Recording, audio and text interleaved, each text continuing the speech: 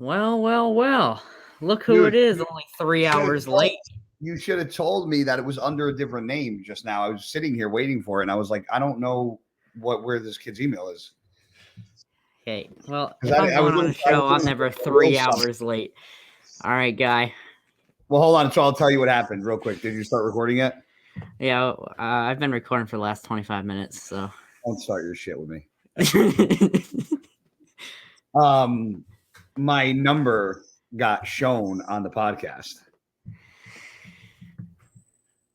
Did you watch the podcast? Yep.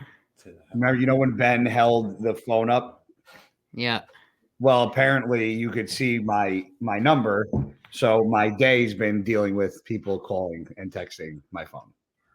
Oh, that's not good. That happened when I interviewed one of the comic book artists. He accidentally showed his number, and the same thing happened. And he was like the artist of this poster right here. Oh, really? Yeah. Oh, that's awesome. I mean, the poster is awesome. Not awesome that happened, but yeah, it sucks. Yeah. So my whole day's been flustered with this phone going nonstop. So it's been one thing after another. So that's why when you were like, when Fouad texted me, I had totally forgot that we scheduled this podcast because my mind was somewhere else all day. Yeah. I honestly thought that you were just like blowing me off. No. That's why I was like, oh my God. I was like, I'm going to text him right now on DM. Yeah. But so my apologies. my late streak continues.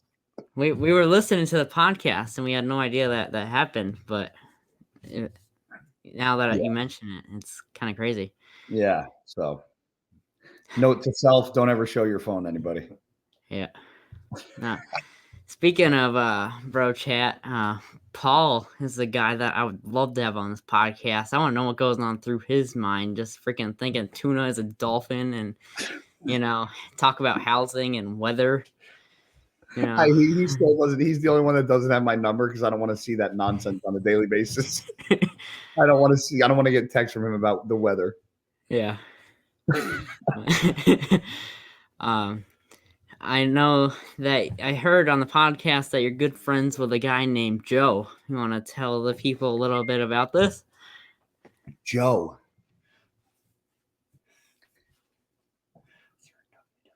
He's a WWE guy. Oh my God! Oh yeah. So there was a little. So he's a wrestler, but I haven't followed WWE. It was WWF back when I followed it. Towards the end, it turned into like WWE. But I haven't really followed wrestling in a while. But I know some of the guys, and I know there's a lot of wrestlers that are bodybuilding fans. Dana Brooke is one of them. She was was Dallas's girlfriend at the time. And so I've known her and I've been to shows, and one of PJ Braun's exes, Celeste, she was a wrestler. So I've been to shows and stuff. So I met a lot of those people. So I was on my live stream and these like kids came on. Were you on it that day? My live stream? So. No, I don't think so. These kids started like getting like, you're so disrespectful. You don't follow Roman Reigns. Like you're ridiculous. Like how does somebody like him follow you? You don't follow him back. And I'm like, who the hell is Roman fucking Reigns? Like, who are you guys talking about? Like because my mind goes right to bodybuilding, right? Yeah. So like I jumped off my live feed. I'm like, I gotta find out who the hell they're talking about. So I went to the page and I'm like, oh my God, this guy. This is one of Flex's buddies because Flex mentioned him a bunch of times to me, so I knew who he was. And I was like, he doesn't know me. He doesn't follow me. So I clicked and I was like, oh sure as shit, he did. So I clicked it right away and followed him and shot him a message, and he shot me a message right back. So yeah, we're kind of like best friends now. Is this like your huge plan of like getting through Roman to his cousin, The Rock? Is that like your big end game? Honestly, I didn't even know that actually until somebody said that on my live stream. That's how disconnected from society I am. I was talking. It might be a plan of action now, though. Yeah. I was talking with Terrence Ruffin last week, and he goes to a gym where a guy named Dave Bautista trains. Mm-hmm. So, I don't know. I feel like me and you guys should team up and get Roman and Dave on the podcast and really like stick it to Fouad. Listen, anything to screw Fouad over and one up him, I'm all about. Awesome. So whatever you need to do to get one up on him, I'm all about it. No, I love Fouad. He's opened the door to all this, but it'll be fun to do. You got a better setup than I do. I'm sitting in front of blinds. My studio upstairs isn't even done, and you got this whole fancy little setup here. This is like the only nice part in our house, basically. So, And they let you use it for your podcast? Yep. That's awesome. Those are some cool parents, man. But I want to start off this interview like how I start off all my other interviews. And as you can tell, I'm a huge fan of comic books, and I love hearing characters' origin story. So, Guy, do you mind telling me about like your origin story? Can you tell me about like your childhood and your school career, and like what led you to becoming a bodybuilder? Yeah. So my dad was, pretty jack guy growing up, and I always look up to him. And he was very strong, had big arms. He worked out all the time. Played football back in the day. He was a boxer, and he pushed me into playing football. And I was always scared to play because I was little. And I'm 5'5.5". I'm not a really big guy. And when I was in third grade back then, when we started playing football, there was no two-hand touch. There was no flag. It was full contact. Like you put the pads on and you went at it. And I played the first year, wasn't really a fan of it because I didn't really play that much. I sucked. I was small. But my dad forced me to play another year. And I really didn't want to. But he was like, you're going to give this another shot. He's like, you're not just going to give up. So started playing football, and I started progressing and getting better. And then as the older I got, in like K through 6, I got bullied pretty heavily. I was short. I was stocky. I got picked on a lot. Ended up in the principal's office a couple times for doing stupid things. And when I got into high school was when I really started to work out. When I was like in 7th and 8th grade, I had like that sand weight set. Like most of the bodybuilders that you talk to probably have like that story where they had like a shitty weight set when they started. But I had that. I turned my dad's butcher garage into like my little workout thing. So I used like the pulleys for like that we hung the deer with rope and weights. And I had a bench with like the sand-filled weight sets. And then when I got into high school, I got bullied freshman year because I went to a Catholic school and I didn't know anybody. And then when I went back to my public school, I started, playing football and then went on to college. But as I started in high school football, I wasn't big, and I was always like, if I am going to be able to play football, I have to get strong. And the only way to get strong is by going into the weight room. So I started training. Nobody pushed me to it. I just found it. It was just something that I just kind of ended up in the weight room one day and was like, I got to give this a shot, because I'm getting my ass kicked on the football field. So I started training, and my passion for football was always there, but I actually fell in love with working out. And when I was in high school, there was a thing called teenbodybuilding.com. And you had to you set your pictures into this website, and they would accept you onto their platform. And then they spoke about you and whatever. And I sent my pictures, and you had to put on posing trunks and take pictures. So I sent that shit in, and then they accepted me. And I thought it was the coolest thing ever. Looking back, I was like, what the hell is I doing? And then, when I went on to play football in college, my passion for football kind of faded because I knew that was kind of like a dead end. Once college was over, I knew I wasn't going to go on to play the NFL. I wasn't like a fucking superstar. I was good, but I wasn't NFL, good. So in college, I knew what I wanted to do, which was continue to work out and, see if I could take on a bodybuilding career. But I didn't want to give up playing football. So I continued to play football. So my days were school, football, gym, and then work. I worked almost 40 hours a week in college. So I was the only guy in college that would go to practice. I would go into my locker room, eat like a Mesotech bar or like a protein bar, and then go up into the weight room. And I'd be the only dude in the weight room training because I just loved being in the weight room. People think it's bodybuilding for me, and it's not. It's being in the weight room is where, my real passion is, over football, over being on stage. That's what I fell in love with. And that's why I think I became a good bodybuilder, because I don't have great genetics. I'm not the biggest guy on stage, but I enjoy being in the gym so much that it's like crack. Yeah. So it's it went from bullying to, football to the weight room to bodybuilding. So, that's kind of how it happened. I mean, you could say if my dad didn't push me to play football, or if I didn't get bullied, if those bad things or those hiccups or those, things of adversity didn't happen, I might never have even stepped foot on a bodybuilding stage. Yeah. You know? Now, like at the time when you were like getting bullied, like how did this affect you? Like, were you like getting into like very deep depressions, or like did you not let it bother you? Like, how'd you deal with it? I had a temper. I got into a decent amount of fights. And I never fought in school, besides once. But I usually kept my cool. I'm not somebody to get depressed. People say that a lot, and I think mental toughness, is something that has to be taught. And I think people have to understand that it's okay to get upset and depressed and sad and angry. I think that's part of being a human. I think that's part of being, living life. But it's when the people get stuck into that emotion and can't take themselves out of it. Like I think we all have to experience depression and sadness and all those different emotions. That's what part of living life is. But those people get stuck in that. I was never somebody that got stuck in that, because I always knew where I wasn't where I was, like where I was currently wasn't where I was always going to be. Like I always had a vision of a future that I wanted that didn't necessarily revolve around bodybuilding, but I always knew that the dedication that I had just to life was going to take me a lot further than a lot of people around me. So I didn't let really bullying ever bother me, and I stood up for myself too. And I'm not sitting on here advocating people should, fight, but I wasn't one that got pushed around and let people push me around.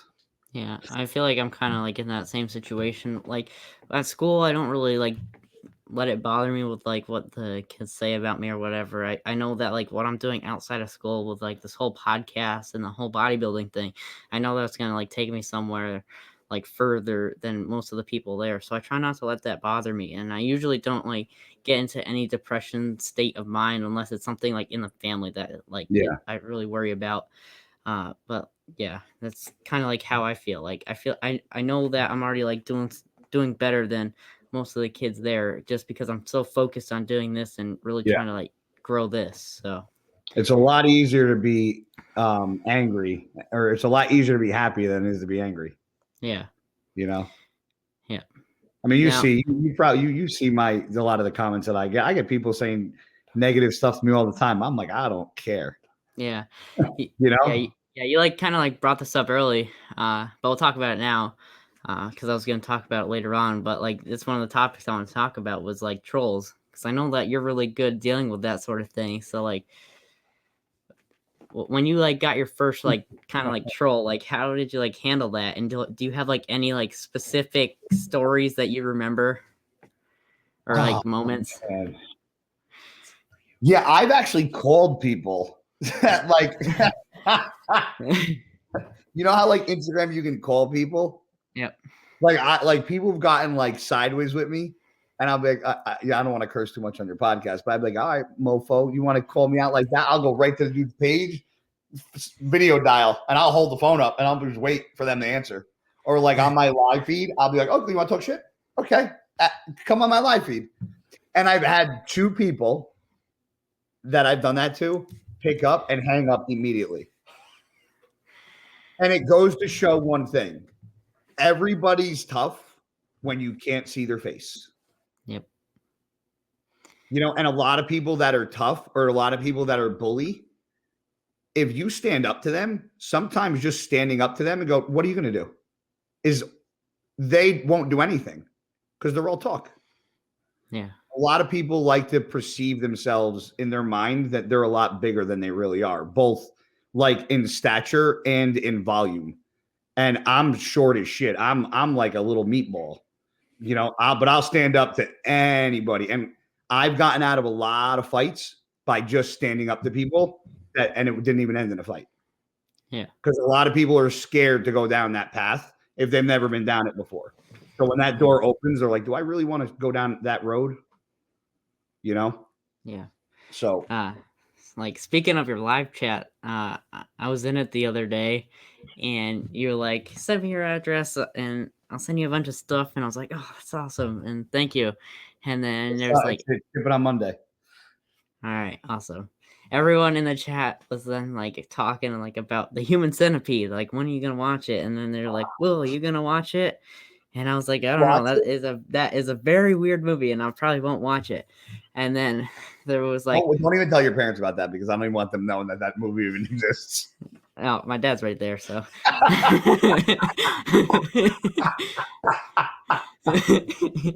But what's up, Pops? But when I said like, no, I'm not gonna watch it, there were like one or two people in the chat. They were like, "Will, you suck," and I was like, that was like the first time I've ever had like experience with like that was like just that's probably them. That's like me telling Fouad he's an idiot. Yeah, and then like a bunch of people in your chat like kind of like supported me and stuff when they're like, "Get out of here!" And yeah, so you'll see what's awesome with social media has its ups and downs, right? No, everything in life has good and bads. Even something bad has a good to it. Like every bad situation, you have to find some sort of good. But so that situation that happens a lot, and that'll happen more often than not. If somebody comes at you and you just let it sit and let that comment marinate, and your fans see that, it's like throwing chum to shark. So you just like sometimes I'm like, I'll just let my fans take care of this idiot, and they just attack him for me. So I'm like, you get what you deserve. Yeah, that kind of happened in like the Ass Man video that I put out the other day. Yes. So I put that out, and 99.9% of the people absolutely loved it. And there was a guy in the chat and like the comments that like wrote some stupid comment, and then I didn't reply, I didn't like it or anything. Just like a bunch of people started like attacking the guy. So, oh my gosh. What did he say? He is like, this kid is the biggest like simp ever. So what is that? What's a simp? It's some like slang word for like I don't know how guys getting like girls and stuff for like just like begging for girls. What is it called? It's called a simp. A simp? I guess. What world do I live in? God, I don't get it. But that's tank drinking, by the way. If you're wondering, that's ridiculous. It's like, but like people started like backing him up and backing me up, and like going against the guy. But I want to talk about that. Right? What's that? It's a good feeling, right? Yeah. When they get your back. Yeah. Yeah, that's awesome. But like doing that whole video, it was so so fun recording it, and it was so awkward at the same time because Nick sent me a youth small when I told him I was a men's medium, and then because it's like stuck to my skin. It's so tight, and then it just says Ass Man, and I'm walking around in the gym and I'm like pointing at like the girls, and then there's these like random people just watching, and then you got smacked. Yep, I got smacked. But it was a lot of fun making the video. I'm sure you made some friends. I'm sure all those people, if you didn't know them or you didn't really talk to them, are probably people you talk all the time now. Yeah, I definitely didn't really like talk to any of those people I did the video with, and now I'm like talking to them more. So see, going to the gym is a good thing, man. It brings a lot. It can help a lot in a lot of different ways. Yeah. But I want to go back to like your lifting thing. You said that like after like your football practice, you would eat the protein bar and then go to the gym and lift. And you said like lifting took over, and I feel like I can relate to that because I do wrestling, and my first year wrestling, I was like, all right, I'm getting destroyed and I don't have like any muscle or anything. So I was like, I need to start going to the gym. And I feel like the exact same thing. I absolutely fell in love with the gym, and I feel like it's definitely taken over everything. It's like my favorite thing to do, just go in there and crush the weights. It is. It's addicting. It's like, it's a good addiction because it's something that, if more people got addicted to that, there'd be a lot better things happening in the world if people got addicted to things like that, Yeah. Now I want to ask, like when you went to the gym, did you have like any idea on how to like do any exercises, or were you just going in there just trying everything and just like messing around with the weights, seeing what did what? I did a lot of research. I did a lot of reading, a lot of Flex magazines. I still have the Arnold encyclopedia, the Weider book of bodybuilding. Chris Aceto had books. I did a lot of reading back then. The internet wasn't really readily available back then like it is today, which I think is a good and a bad thing because I think there's too much information and a lot of that information is wrong, and not just in bodybuilding, just in period in general. Because you see a lot of opinions more than facts sometimes, which is why I told somebody in my life feed today, I'm like, if you have an opportunity and you can pay for a coach that either has a degree or has accolades or was a bodybuilder and did this for years and has knowledge from coaches, like, and a lot of people will not want to spend the money and just go to the bros in the gym and ask questions. But if you ask 10 different people a question, you're going to get 10 different answers. Nobody's going to give you the same answer. So you're going to confuse yourself. So, nowadays I tell people there's so much knowledge out there. The best thing to do is hire a knowledgeable coach. Obviously get to know your body first. And the way to do that is trial and error. Did I know how to do everything? No. But did I know that I had to do, chest and shoulders and arms and back and legs and so on and so forth? And I was like, okay, how many days a week do I want to lift at, 13 or 14? What is my number one body part that I want to look good on me? What is the one I don't care about? What does my physique look like now? And what do I want it to look like in the next, 6 months? So that's kind of how I did. I was very literal and I wrote a lot of stuff down. Like, I still have those my journals right here. I just started dieting. It's sitting on my counter. It doesn't move from my counter, write everything down. So what I tell people to do, and a lot of people do it on their phone. I don't do that, but, write things down in the beginning, because if you write everything down, what you're eating, the supplements you're taking, your training, your split, how much sleep you got, you can kind of see what starts to work and what doesn't. And if you stay stagnant for a while, why are you stagnant? What have you been eating? What have you not been doing? So I tell people if they take a little more, they hold themselves more accountable, then they'll be able to understand what they're doing more. Like I held myself accountable from day one. I never needed somebody to tell me what to do. I just don't like to stress about when I have to get ready for a show. That's why most guys hire coaches, not because they're ignorant, but because they just don't want to stress of doing their own diet. Yeah. Like I'm still in like the learning stages of lifting, even though I've been doing it for like a couple of years now, and I still have a ton to learn. So last week, I interviewed Terrence and I reached out to him for like coaching. So he's going to be like my new like coach. So just so I can really learn more and like, Terrence is a good dude. Yeah, he was super nice. We had a great connection, and yeah, like going back to what I was saying, like I think I just need to keep learning and learn from like these like top competitors and like learn on how to like keep a good diet and learn what to do in the gym. But I want to ask you, when did you get like your first coach, and like how long into your career was it, and did you see like a big difference in that? So I never did a bodybuilding show without a coach. My first show that I did was a guy. His name was Guy too, as odd as that is, Guy Pappas. He was my first like real coach for a show. There was a kid, Mike, who was a boyfriend of the manager of the GNC that I worked when I was in college. He was the one that kind of pushed me in the direction of bodybuilding, because he was the one that he walked in one day and he made small talk with me and he goes, "What do you do?" And I was like, "What do you mean? What do I do?" He's like, "What do you do?" I said, "I go to school, I play football, and I work here." And he was like, "Why do you play football?" And I'm like, "What kind of questions are these?" And he's like, "Have you ever thought about bodybuilding?" I go, "I love bodybuilding. I know nothing about it. I would no clue how to get in shape." And he goes, "If I wrote you a diet and picked a show, would you do it?" And I go, "Yeah." So he did that. And then me and him kind of like, he lived in Connecticut and I moved back home for the summer in Jersey. And that's where I met the guy, Steve. So the guy, Steve, kind of took over everything. And I did my first show. So I always had a coach from Jump Street in the bodybuilding world, but not in the training world. Now, I did my training by myself up until 2013. That's when I started working with Charles Glass, up until last year when I started working with John Meadows.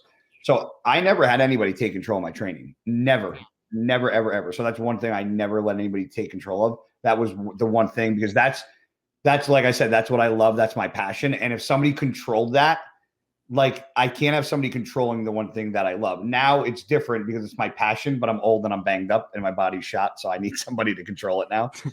But so that's a different scale. Yeah. But I think it's good what you're doing, because what you're doing is you're saving yourself the bullshit in between. And what I mean by that is, like, most guys your age, I don't know your exact age, but how old are you? 15, almost 16. Okay, so you're almost 16. So most 16-year-olds, what they'll do is they'll ask like the 20-year-olds in the gym and get all the advice from them. And then once they're 20, then they ask like the 25-year-old, and then they go up. If you just take all the middle BS in between, because you're going to get all that knowledge and it's all going to be thrown out the window when you actually meet somebody who knows what they're talking about, like Terrence. So you're saving yourself years of setbacks and like wasted time using somebody who has very good knowledge, which is what I push on a lot of people. I'm like, don't ask your friends because they're not going to help. This is something that's not like simple. This is, you can figure things out. Yes. But if you want to be a bodybuilder and not just work out, then it's not as easy as people make it seem, especially when people think they know what training hard is. They think they know what eating clean is. Like, people think eating clean to them and me is on very different scales. Yep. Yeah. You brought up Charles Glass. You want to tell me like more about that? What was he like helping you? You want to like tell him, because I see him in a lot of videos and I'm really interested about like hearing about him. He's the man. So me and Charles connected back in 2013, the same year I hooked up with Chris Aceto, who does my my diet. So Chris Aceto does my diet. John Meadows does my my training. And I trained the first time with Charles with Sean Roden in 2013 in Gold's in Venice. And me and him just clicked, man. We had very similar training principles, like pyramiding sets, up in weight with like some drop sets at the end, controlled motion, time under tension. And I liked him so much that after I trained with him the first week when I was in Cali with Sean, I go, hey man, I don't know if we can like work something out. I can pay you every week or every month, however you want it to work, but I want to get workouts from you. So like, I know you're not like big texting and like emailing and shit. So if I called you every day on the way to the gym, would you be willing to give me workouts over the phone every day? And we could go from there. And he was like, absolutely. So for literally 6 years, every single day on the way to now listen, there were days where he didn't pick up or he was out of the country or vice versa, whatever. But every single day for like 6 years on the way to the gym, I called him on the phone. We caught up and he gave me my workout on the way to the gym. And then I trained and then just Groundhog's Day the next day. Nice. So John is a lifesaver. There's not a bad thing. Like I said, John just saved my career. Charles helped make and build my career, like with his training. Like Charles is the man. When he didn't like say like on a day he didn't pick up, did you like think like, oh, he doesn't like me anymore? Oh, he's not going to give me a program anymore? No, he would actually get mad at me because I don't call people like 2 or 3 times. So I would talk to him the following day and he'd be like, "Did you train yesterday?" I'm like, "Yeah, I called you." He's like, "Why did you call me twice?" He's like, "I told you to call me 15 times until I pick up." I'm like, "I'm not doing that. Not who I am. I'm not going to do that." Like, I'm not ignorant to where like if he didn't pick up one day, I couldn't figure out a workout. Like I worked out my whole life by myself. Like I can figure out workouts. And at that time, obviously I trained with him long enough to where I kind of know his mindset and where his mind goes in the gym and what he likes and doesn't like to do. So I could put together workouts by myself, but it's just nice him being like, this is what you're going to do, because then I don't have to think about it. Like John sends me my workouts. I have 8 weeks worth of workouts on my phone right now for the next 8 weeks. Nice. So like I open it up and I go through it and it has everything he breaks down he wants me to do. Yeah. I want to talk about John now. Didn't like Nick and like Fouad play a big part in like you starting to work with them with John? Nick, oh my God. Will, I was starting to like you, bro. Just building alliances with Nick and Fouad already. I see where it's going. Okay. So yes. Okay. So I had been talking about changing my training method and not really knowing what I was going to do. Now, Fouad was like, "You should do this. You should do this." And I'm like, and Fouad gave me a different split. It was like push, pull, legs, arms, or it was something like that. And then he goes, "If you really want to do it the right way, reach out to John." John, he goes, "is somebody I really think could help you with, fixing your shoulders and, helping save your career a little bit." So I reached out to John. So it was, Nick and Fouad that like kind of was like, yeah, Nick doesn't know John like that because he's a young kid. He's a little spring chicken. But Fouad's an older guy. He's 44. So him telling me that when he started working with John, it changed his life and helped him out. And he said that he was a lot like me in the gym and training hard and heavy and never giving himself a break. And he was like, this is really going to help you. So, I thought it was going to be a walk in the park, and boy, was I wrong. Because John Meadows workouts kick my butt, bro. Every single day. They actually give me anxiety. I won't even look at tomorrow's an off day. But like Monday's workout, I won't look at until I get to the gym because I get like nervous all day. Like I have anxiety all day. Thinking about like the workout in my head, so I can't even look at the phone. Yeah, like you see videos of him going to like Westside Barbell and then like Elite FTS and doing like these insane workouts. So he's a maniac. Yeah. I'm actually gonna be interviewing him in a couple weeks, and I'm really excited because I think he's a really cool guy, and I know that he's into like comic books and Marvel and that sort of thing. So I would like to hear about that. Have you ever seen my basement with all the stuff I have? No. Are you serious? I don't think so. You're talking about all this Marvel stuff. I'm like, man, I hope Will knows who he's talking to because I don't think he does. Hold on, let me see if I can turn. Is there a way we can turn the camera around or no? I just got to turn the whole thing around. I think you got to turn the whole thing around. Hold on, let's see if I can do this. Ready? Will, you don't know what you're talking to, bro. Come on, man. I'm talking to like Mr. Marvel right here. Hey, look, hold on. Oh, that's awesome. Yeah, hold on. Look.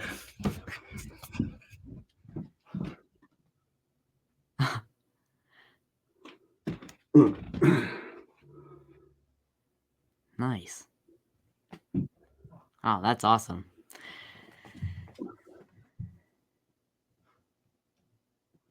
Man. Yeah, Heath Ledger right there. Yeah. Still that stuff? Yeah. So you didn't know that, did you? I did not ever see that before. Man, it's pretty cool seeing that now, but I don't know. You might get in some trouble for taking. You might get in a little bit of trouble for taking a 15-year-old online down to your basement. So.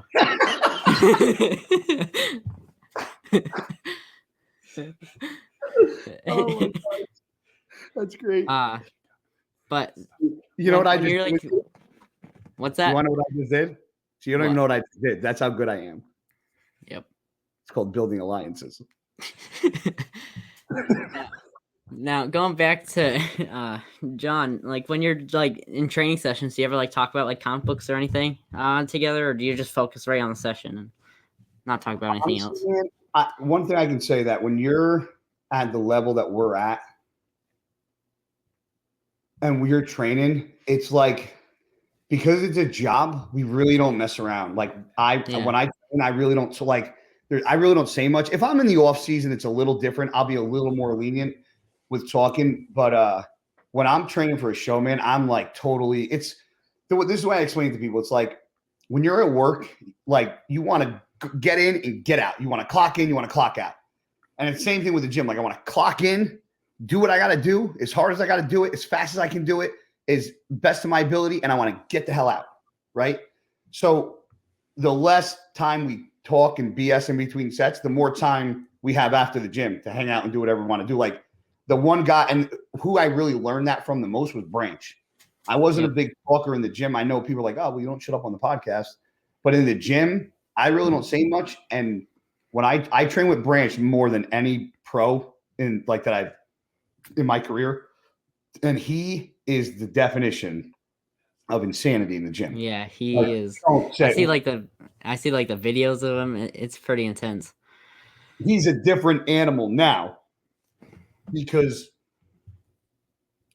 he will talk and joke and laugh now in the gym in between sets because he'll even say he enjoys it now because it's not a job, right? Yep. But back then, besides like you're up, like lift the weight or like a curse here or there when he talks to himself, like there was zero talking in the gym.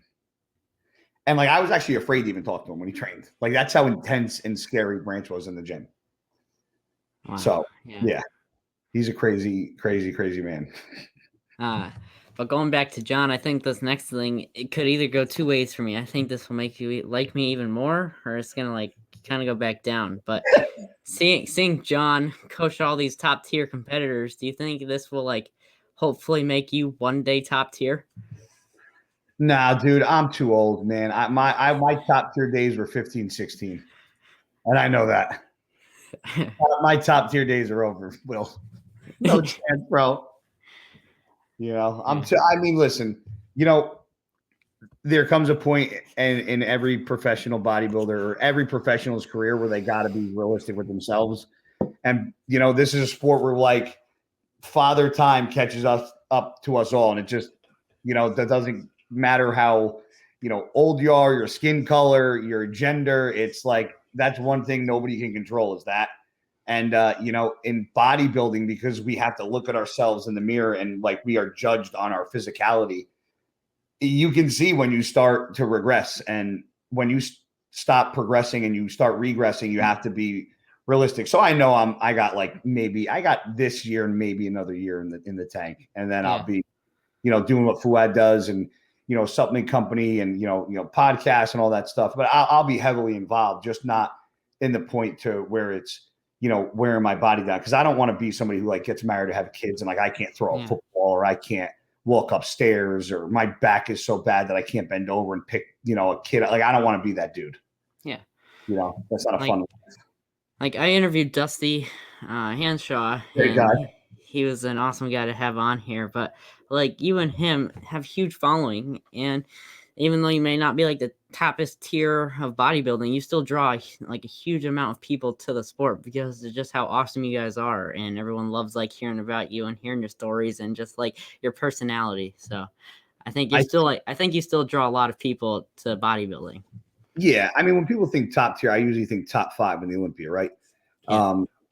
Now, I think one of the best things that ever happened to me. Now, people could go, that's stupid to say.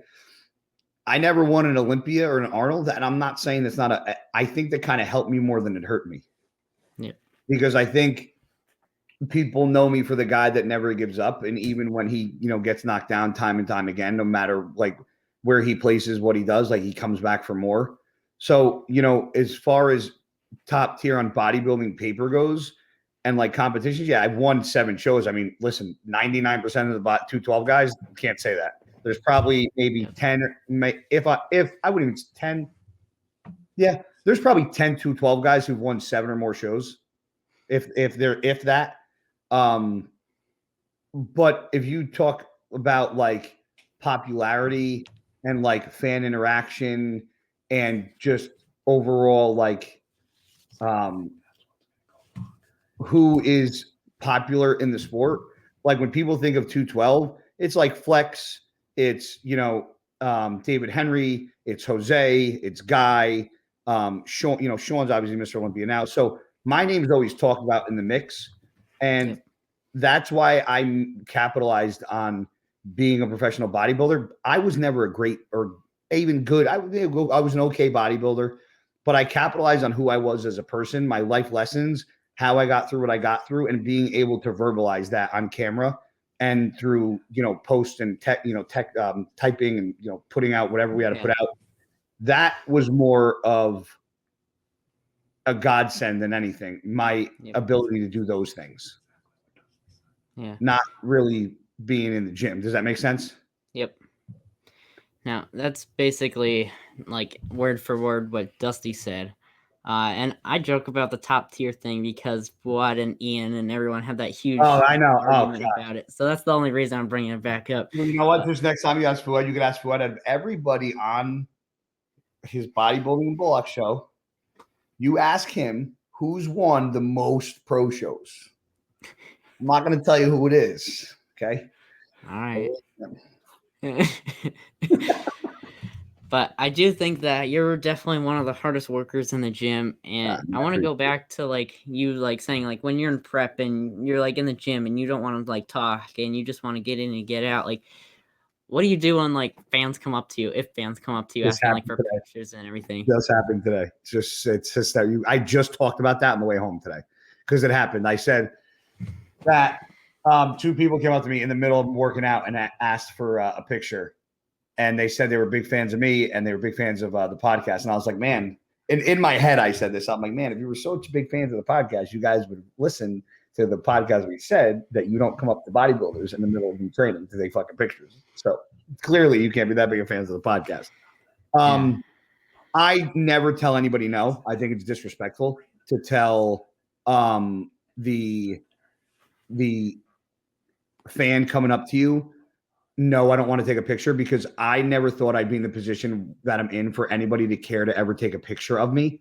So I would never turn anybody down, but I will say there's a better time to do it if you're going to ask a bodybuilder for a picture. I tell everybody, listen, not everybody knows gym etiquette.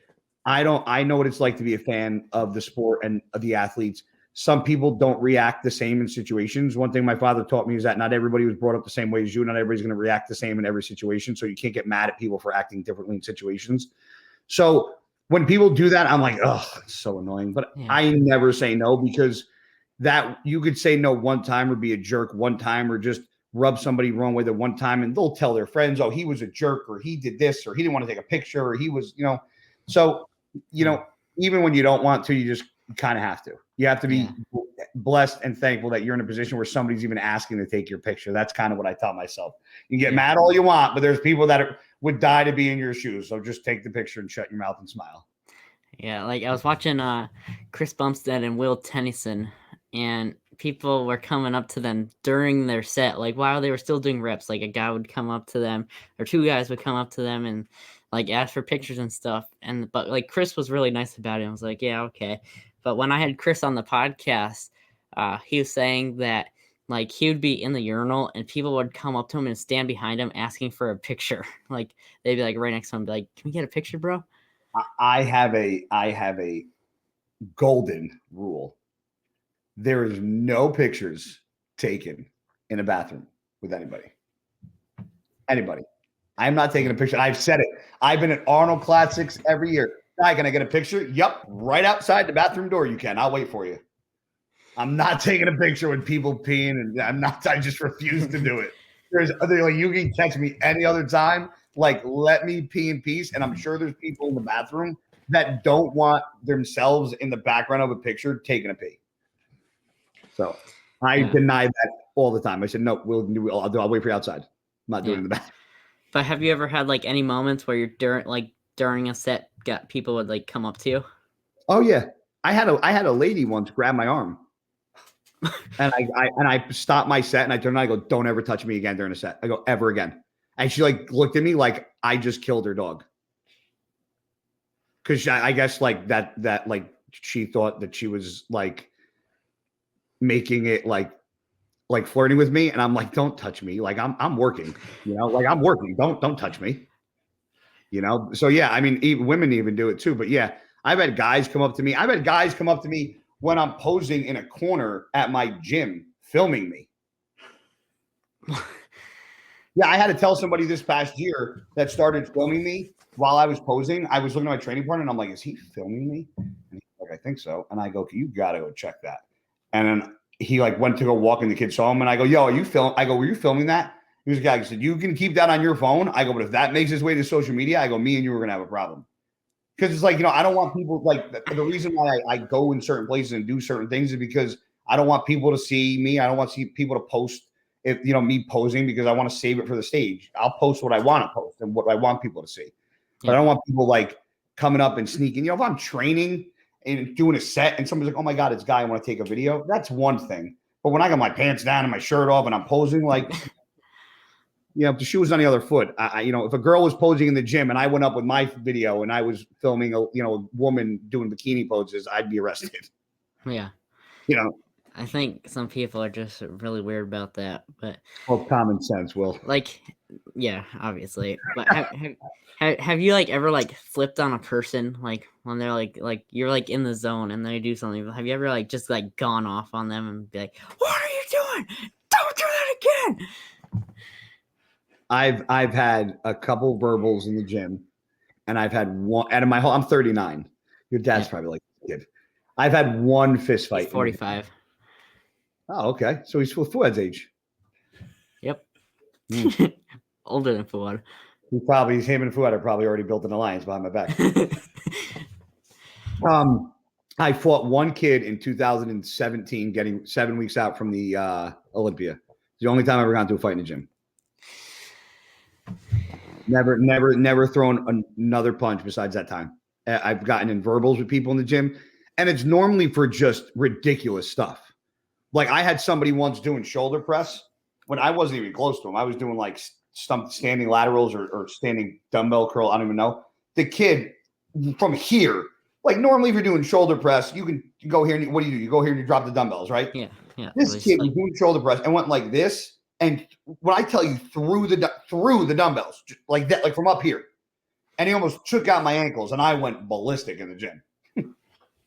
Like, so that's happened.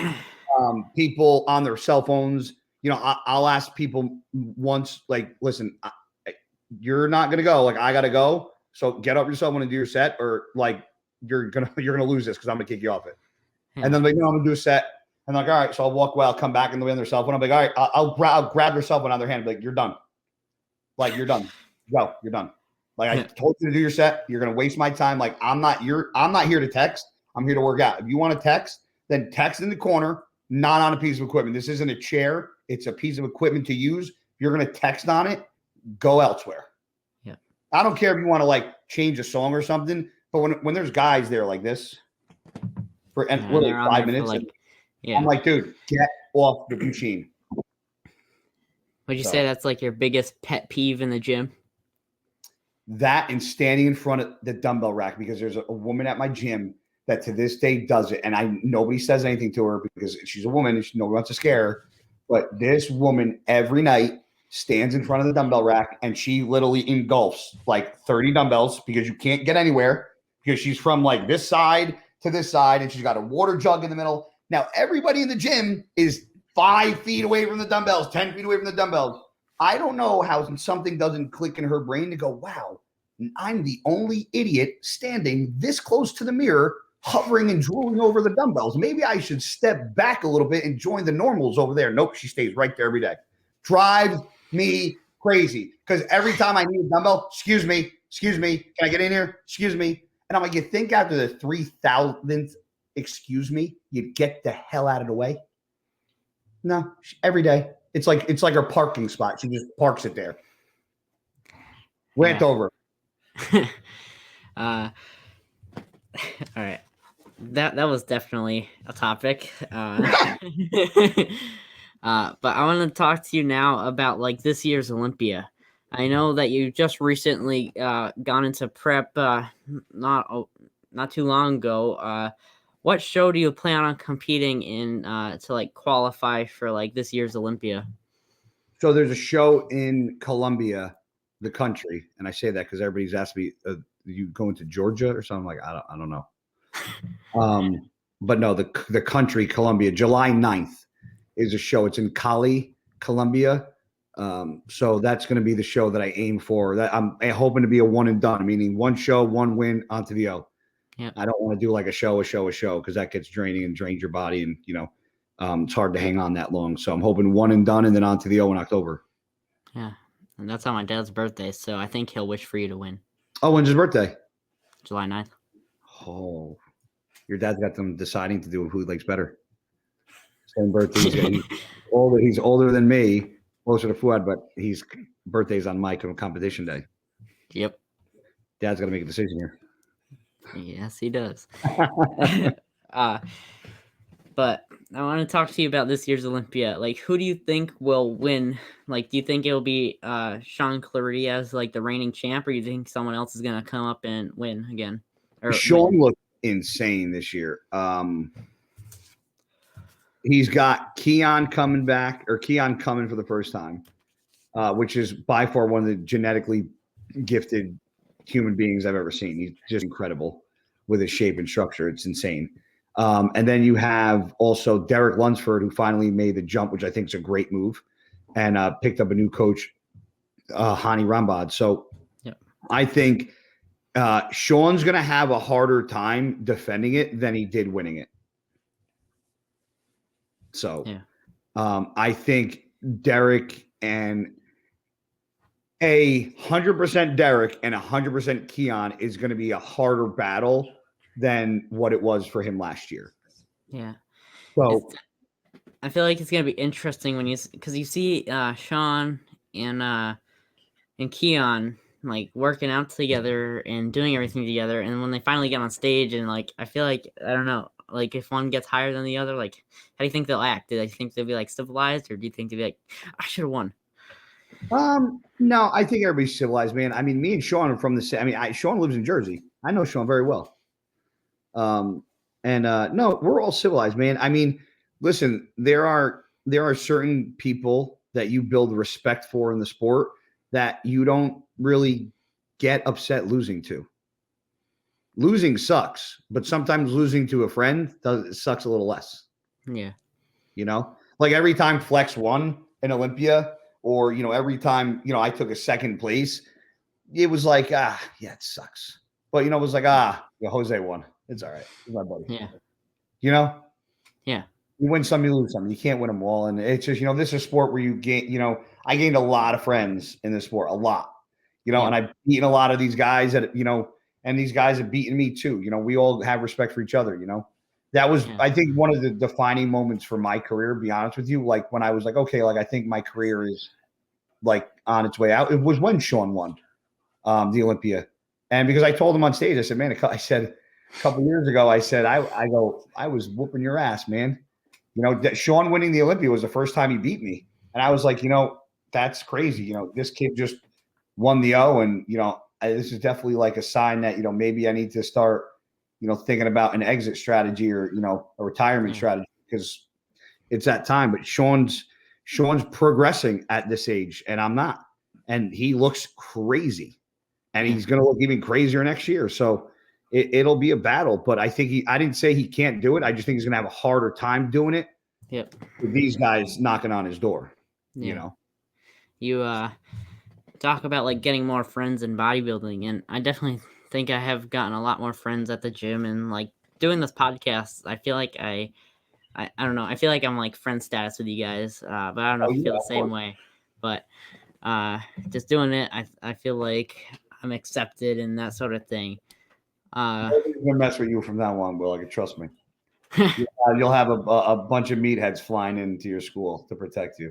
Yep. If anybody messes with you. Yeah. But since we're on like the topic of the Olympia, I wanted to talk to you about like the like prize money between like all the categories, between like men's physique, classic, 212, and then there's open, who like gets paid the most. Like, what are your thoughts on the money difference? Do you think that like it should be like a lot higher for the other categories? Do you think it should be like equal for everyone? Or what are your thoughts? It's tough. It's because part of me wants to say it's not fair, because it's not. Because to say that the open bodybuilders are a bigger now, if you want to give the categories each one a little more due to how much they bring in, or because listen, regardless of what anybody says, open bodybuilding is always going to be the main draw, right? So I can understand that getting the most amount of money. Now I think open gets 400. I think 212 gets 50 for first place. Yeah. I do bodybuilding, right? I've competed in open shows. I've competed in 212 shows. I can't say that they train $350,000 more harder than I do. Yeah. So if they did something where like the open got 300 and the 212 got 200, and then like the women's classes got 100 or something like that, but like to do like 450, like, and 212 is growing, bikinis grow. I mean, all these other classes are obviously growing. So yeah, I don't understand the big discrepancy between the prize money. I heard that's something that is possibly changing in the near future, which I think it should, because I don't think you should give like the full nut to the open. That's where majority of the money goes to.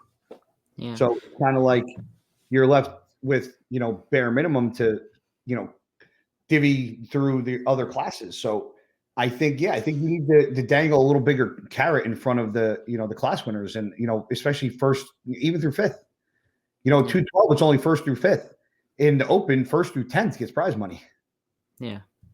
And You see like Chris Bumstead, who has like 2 million followers on Instagram, and he's drawing a ton of people to this. And the Classic only gets like 30,000 if you win the Olympia. Yeah, and it's crazy. Yeah. So I definitely think they should fix, how the money is divvied up 100%. I'm not saying take money away from the Open, like keep it at 400, but then like make the 212, 300, 200, make something, not 50. Yeah. I want to talk about the bro chat now. And I want to start off by hearing about how you met Fouad.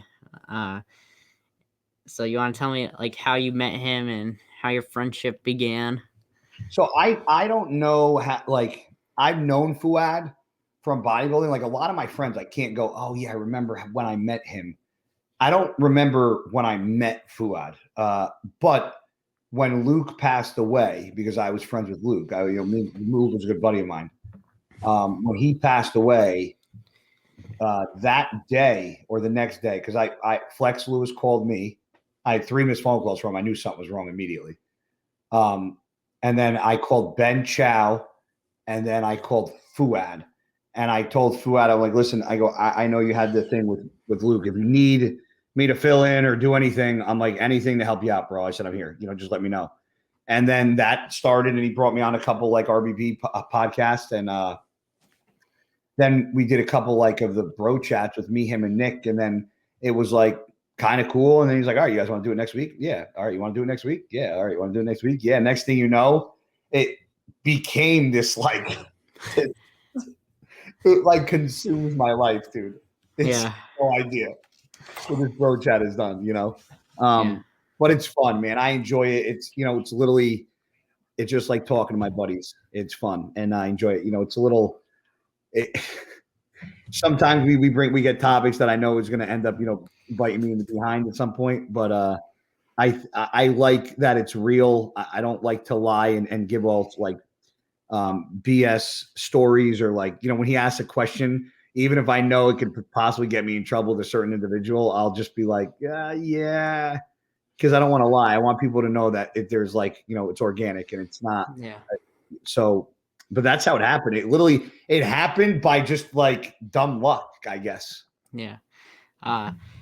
When I did my first ever bodybuilding interview with like my first guest was Fouad, because I reached out to everyone and he was the first to respond. So then he was like, who do you want to go on the podcast with? James and Ben or Guy and Nick? And I chose James and Ben because I was like, I don't know if I'm ready to talk about the stuff that Nick and Guy talk about. Wait, no. You mean Nick. You mean Nick. I don't bring up that stuff. That's Nick. Right. Yeah, it's Nick. But and then I was like, well, James, I'm going to be interviewing him soon, or so I thought, because I reached out to him in December and I didn't interview him until like the end of March because he never responded to me. But I definitely want to go on with you, Nick, and Fouad now, because I interviewed you guys and I just want to have an awesome time. We'll get you on there. Yeah, definitely, because I think that would be a lot of fun. But one bro chat that I would love to listen to that hasn't happened yet, I want to see Fouad, Nick, you, and Seth. I think that would be like the funniest show ever. Seth's my buddy. I just sent him a video that somebody sent me on Instagram of me tanning him backstage in like 2012 when he was like I remember he was about to get ready to go on stage and his tan looked like crap. And I was like, Seth, get the hell over here. And he's like, what? I was like, I got to put oil on you. He's like, you serious? I was like, yeah. He's like, and I threw gloves on and I'm putting oil on and rubbing his arm, his back, his ass, his legs, his hip, blah, blah, blah, blah, blah. And it's like 2 minutes of me just oiling him up backstage. It was fun. Somebody found it on, but Seth's a good dude. Yeah, he was like the first guy ever like started watching in the fitness world about like 5 or 6 years ago. And then he was the second guy I interviewed, and throughout that podcast, I cried like 3 or 4 times because I was telling him everything. And my dad had a shirt from him when his company was just getting off the ground. And it was like one of his very first shirts. And he like couldn't believe I had it. But he gave me the open invite to go down to his gym. So I'm going to like take up his offer in the summer. And I was talking between my dad and I was like, you know what we should do? I think we should get me, Guy, and Seth and have an awesome session together. Listen, I'll drive out. He ain't that far. Yeah. Couple hours drive for me, bro. Yeah, we're in Connecticut, so it's only a couple Oh, hours you away. are? Yeah. Where? We are north. We're like right past Hartford. We're on the border of Massachusetts. Oh, I went to college in Connecticut, right? I did not know that. Yeah, Western Connecticut State University, buddy. Watch my McDonald's video I just posted today. I got my WestCon hoodie on in it. Nice. Yep. I lived there for 7 years, all through college and then after. Yeah. Yep. My mom got her master's degree from Southern. Okay, So, yeah. Yeah. Awesome. That's Yeah, great. but Small world, bro. yeah, but Not too far. definitely, You're like 3 hours from me.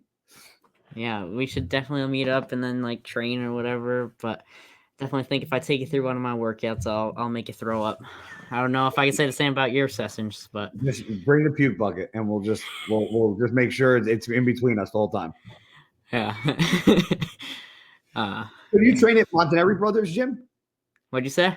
You train at the Montanari Brothers gym? Because that's not the gym you filmed that thing in. No, I train at a gym called Lightning Fitness. It's in South Windsor, and they do like strongman, powerlifting, bodybuilding. So Okay. Yeah. Okay, cool. You ever go to Montanari Brothers gym? No. You should go there. Yeah. You ever want to go there, let me know. I'll call the owners. They're awesome. I've never been one of the guys that goes to 2 different gyms. I've been going to this gym for almost 6 years now, and I've never been to another gym, and it's that amount of time. I've always been going to this one day after day. I keep my weekends for the days I want to like today I drove like an hour and 15 minutes south and went to another gym just to like get away and like change the scenery. Yeah. Different equipment, different angles, just Yeah. I definitely would like to go to other gyms and just see what it's like. Our gym has been upgrading machines a lot, and one of the machines he's ordering is the pendulum squat, and I've been dying to try that. And he ordered that thing like 14 weeks ago, and it still hasn't got in. Was it Arsenal strength? Yeah. Yeah. Yeah. They're back.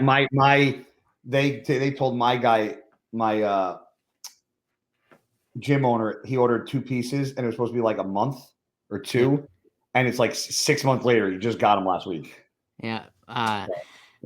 Our gym owner had a theory that they put everything towards Flex's gym, or the Dragon's Lair. Yeah, I mean they could have. Yeah, I mean his gym was stocked when I was there. Yeah, he had his whole gym done, and he had a showroom with like other equipment too.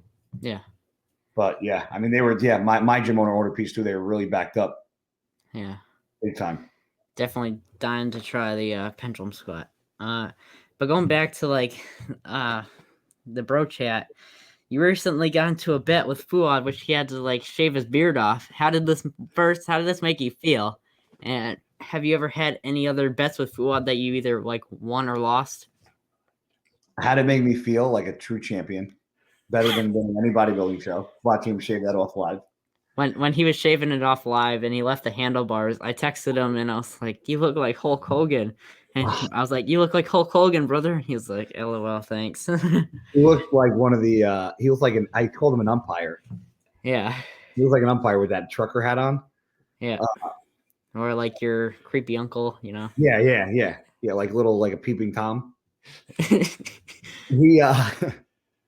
He won't bet with me. I know. He won't, and because he knows it. He's like, he goes, "I'm not betting with you anymore." And I'm like, "Why?" He's like, "Because you won't lose." He's like, "You will not lose." He's like, "If you can not talk for 10 minutes," he's like, you won't lose a bet.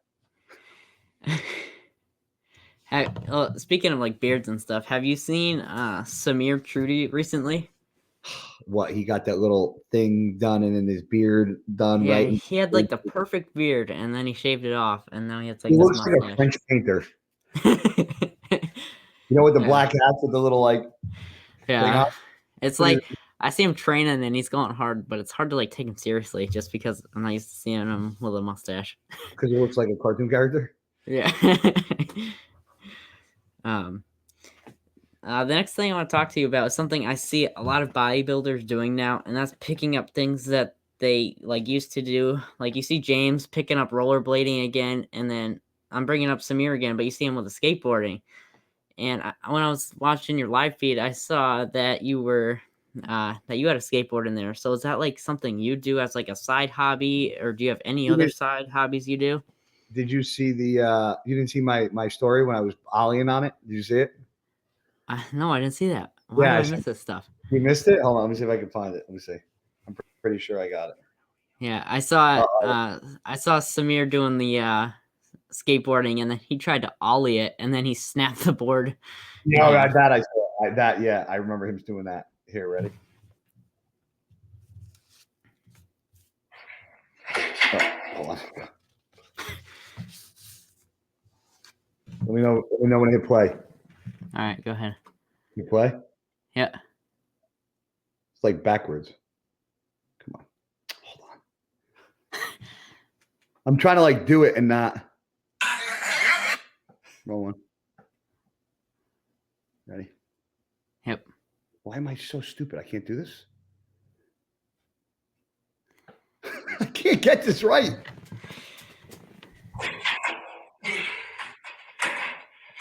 I mean, I screw these two up. I tried to kickflip and do other stuff.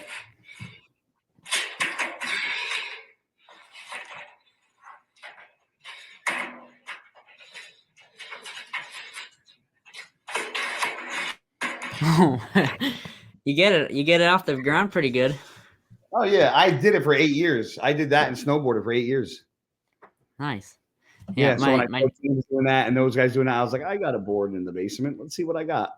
What kind of board is it? It's a CCN. That was like a standard. Those were like the decks that they were like a generic deck. Those were the ones that like I got on the side that like I knew I was going to beat the crap out of. Yeah. Those were like just like an $80 deck. Yeah, when my dad was a kid, he did BMX racing and skateboarding, and as you see, like right here, he's got the Steve board, and yep, it was what was it, the last one, and is that more he like signed a vert board? What's that? That's like more like a vert board, right? Yeah, and Steve signed it. Yeah, and really?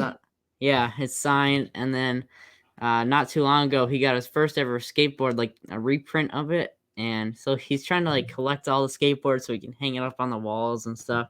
That's awesome. Yeah, it is. But skateboarding is fun, man. I was like, I'm probably gonna go outside in my driveway and mess around a little bit, but I'm like, man, if I fall the wrong way, like, do you watch? Do you know who Big Boy is? Like the guy. That's okay. So it's funny you said that because in the video, who I sent this to was Big Boy. That's him. This is my text with him. See him? Oh, look. Yep, right there.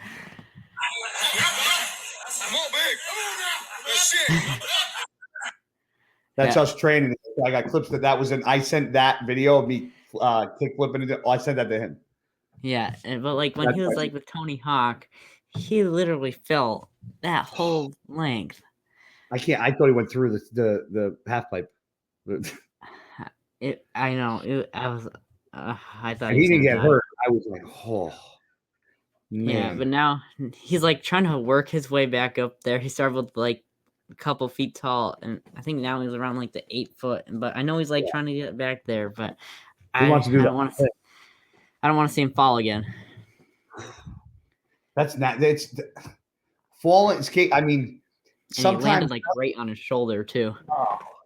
And then like your dad will probably tell you like sometimes nothing's worse than getting a shin to the like a skateboard to the shin. Yeah. Sometimes it's like you rather get shot if that's how bad it hurts.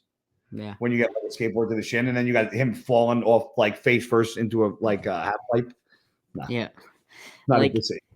I've tried skateboarding and I don't know, it's just not like my thing, but my brother does it, and my brother's insane. He'll go out and he'll try a thing, and if he doesn't land it, he'll like fall down and like get scratched up, and he'll get back up, do it again, fall, get back up, get on, try it again, and he'll just keep doing it over and over again. What's that? So he gets it? Yeah, until he gets it, and he doesn't care like how bad it hurts, so just get back up. Because I remember like, how old's he? He's 11. Yeah, that's why. Yeah, they don't feel pain yet. I don't. What was it? Yeah, there's a big hill on our road, and like no one ever drives on our road, so he went up there and he got like the speed wobbles, and he fell and like he just went like that, and he literally was like, "Ow, that hurt," and then he got back up and went up again and did it, and I was like, "What the?" Yeah, he had like a huge scratch like right here, but he was like, "It didn't hurt that bad." Eating it on the pavement, I've done it a bunch of times. It's not fun. Yeah, but cool. I don't miss those days. Yeah, is like skateboarding the only thing you do outside of bodybuilding, or do you do anything else? No, I still snowboard here and there. I've gone a couple times the past couple of years. I hunt, I fish. Trout season just opened up. I just bought my fishing license this week, so I'll like on my off days, like Thursday and Sunday, I'll throw my waders on, drive down to the stream, jump in the stream, fish for trout for a couple hours. Turkey season opens up in May, but I probably won't go because I'll be dieting. And when turkey season, you got to be up at like 3:30 in the morning, and I ain't doing that by no means for no turkeys. I deer hunt. I got deer hanging. I got my deer heads, Sam, right there. Oh, yep. I see. Yeah, so I hunt. I took art lessons for 8 years. I used to draw a lot. I haven't done that in a while, but I was big into art growing up. That's why I like comics. I was big into like Ninja Turtles was my jam. I know it's like not. Yeah. I'm older than you, but back in the day, Ninja Turtle was like the. No, I grew up watching Ninja Turtles too. So I'm talking about the OG Ninja Turtles. Yeah, not like the old ones though. I'm talking about like Secret of the Ooze type deal. Yeah, but I wish I could show you, but my dad drew the Ninja Turtles on my wall. So he has 3 out of the 4 of them, and he started doing these. He drew these. I don't know, like 5 or 6 years ago, and he finished drawing Raphael, and then he was like, "I got to go work on your brother's room because right now he doesn't have anything." So he drew the Hulk, and I don't know if you know this, but like he drew Ben 10 characters in his room. It's just something that he loved watching growing up. What is it? It's called Ben 10. Ben 10. He has like the watch on, and he clicks it and turns into like a creature. Okay. Ben 10. Now I'm gonna Google it. But anyways, he never went back to draw like Donatello. He was like, he left out Donatello. Yeah, he left out Donatello. Is this Ben 10? Yep. But no, I've never seen this. If you plan on watching it, may I suggest watching Ben 10 Alien Force, because that's the only one that came. That's the one that came up. Yeah, that's like the only good one. All the other ones aren't the greatest. But I'll watch it then. All right, I have 2 more questions, and then we have some fan questions to get to. You up for it? Boy. Yeah, let's go. All right. So my friend Sammy and I, Sammy is an IFBB bikini pro, and she competed on stage, and she passed out medals to like Jay Cutler on the Olympia stage. And nice. We're gonna be making a new show, and we're doing our first episode tomorrow. And we're going to be like spotlighting like the categories that don't get like talked about a lot. Like we're going to be talking about a lot of the female categories and like men's physique, and just really shine a light on this whole bodybuilding thing and really try and expand the whole bodybuilding thing. But we're also going to start like we're trying to make our own apparel, and I know that you have that. So I wanted to like hear about it. Like how did you get it off the ground and get it moving? And like, is dealing with like the whole clothing thing as stressful as everyone says? So you're going to use the same website to look at clothing that everybody does, which is Alpha Broder. That's literally where like they have every piece of clothing you can look at and see what you want. When I got the name, once I had the name, obviously Quadro, I was like, all right, I have a name. Now I need to put something with the name. So Jerry Beck, which I'm sure you might know who he is. You know who he is on Instagram? I don't think so. He used to work for I think it was DC Comics. He drew I think his name was like Illustrious Maximus. You should look him up on Instagram. He's a crazy artist. He does all my artwork, all of it. All right. He's insane. So once I had the name, I was like, all right, I need an image. And I'm like, what's an image like that's of me? And I was like, all right, Like back then, I was like tank top, shorts, Jordans. I had like my cross on my neck. Always had a backwards hat on. Always had my dog. So I like said, hey man, I said I need to get an image, on a piece of paper. I go, this is kind of what I got in my head. Can you draw something up? And he drew up like he was like first he was like, you want me to just run with it because he knew me. I'm like, yeah, run with it and see what you're doing. And he got like this mafia thuggish character, like smoking a cigar with like a sign. I'm like, yo, I said that's cool as heck, but that is not who I am at all. I'm like polar opposite redneck, like that, like I don't wear a suit at the Olympia. That's about it, or like weddings. And so he drew the image, and I made a lot of mistakes in the beginning. I rushed it. I found like a local person that I use and paid like triple the amount for shirts that I should have. And in the beginning, when you get shirts and clothing and you want to be successful, you have to learn to take a loss, because a lot of your friends, family are going to want shirts, and you don't want to. I never charge my parents or my friends or my family. I don't charge any close people for anything. So the first couple times you spend money on clothing, you're going to lose a lot of money, and you're probably going to lose about 80% of it, and probably net 20 back, because so many people are that you're not going to feel comfortable taking money from, and it's free advertising. So the first couple runs of clothing that I did, I spent a couple $1,000, lost a couple $1,000, but then as social media progressed, and now we have like things like Shopify and PayPal and Venmo and Cash App and this and that. I mean, it's so easy now to just one click away and buy stuff. Back then it was like PayPal my account and yada yada yada, and like PayPal was the only thing that was linked up to the back end of the server. So now it's all different. But as long as you have an idea, the finding the clothing part is cake, because I can literally tell you here. I could send you the guy's contact here. This is my guy that I use. This is the guy that I use. I got Jay hooked up with him. Sean Roden hooked up with him. Flex uses him. He's my clothing guy, so you don't need to find a clothing guy. I'll send you my dude. And all you got to do is come up with ideas in your head, what you want to put down on the shirts. That sounds really cool, because we've come up with ideas for shirts, and we're trying to like get it off the ground, but we still have a lot of work to do for it. I interviewed an artist named Dan Panosian, and he's going to be drawing me a new logo for YouTube and like Instagram. So I'm really excited to see what it is. He's kind of like kept it like quiet, so I don't know what it looks like, but I'm excited to see what it is. I think it's going to be really cool. Hi, you trying to get in? Sorry, okay, relax. All right, so the last thing I have before the fan questions is nothing bodybuilding related. I just want to talk about like some of your favorite movies and TV shows. So, currently addicted to Chicago PD. I like watch reruns of it nonstop. Everybody Loves Raymond, favorite of mine for years. Watch that constantly. Obsessed with Walking Dead. Yep. My favorite. It's like my favorite series on TV. What else do I like? Fit and movies. I say it all the time. I love the Bad Boys movies. Bad Boys 1 and 2 are my jam. I can watch that every day. I'm a guy that like jokes and busts balls and likes to laugh, and like Martin and Will, like that. Those are like my kind of people. Like that's kind of like, that's my type of humor.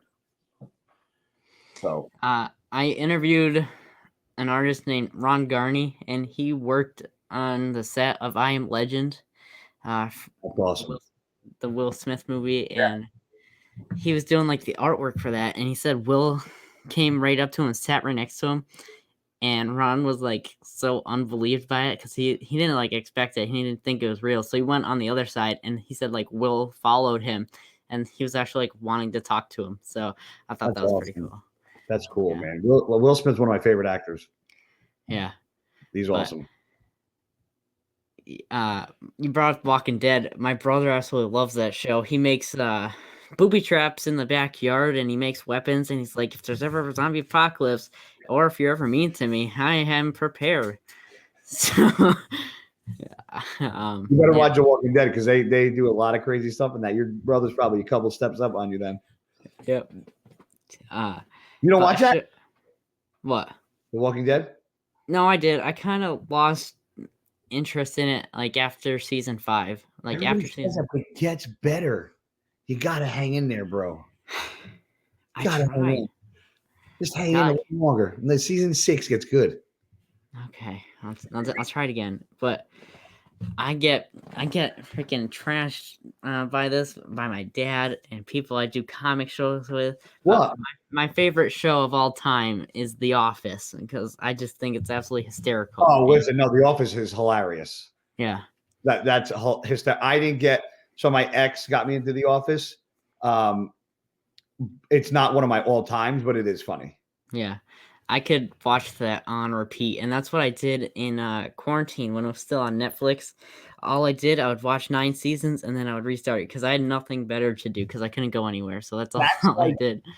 So to me, like he's kind of like Steve Carell is kind of like a Will Ferrell or like a Ben Stiller. They're like they play the same role in like 99% of what they do, and it's like dumb humor.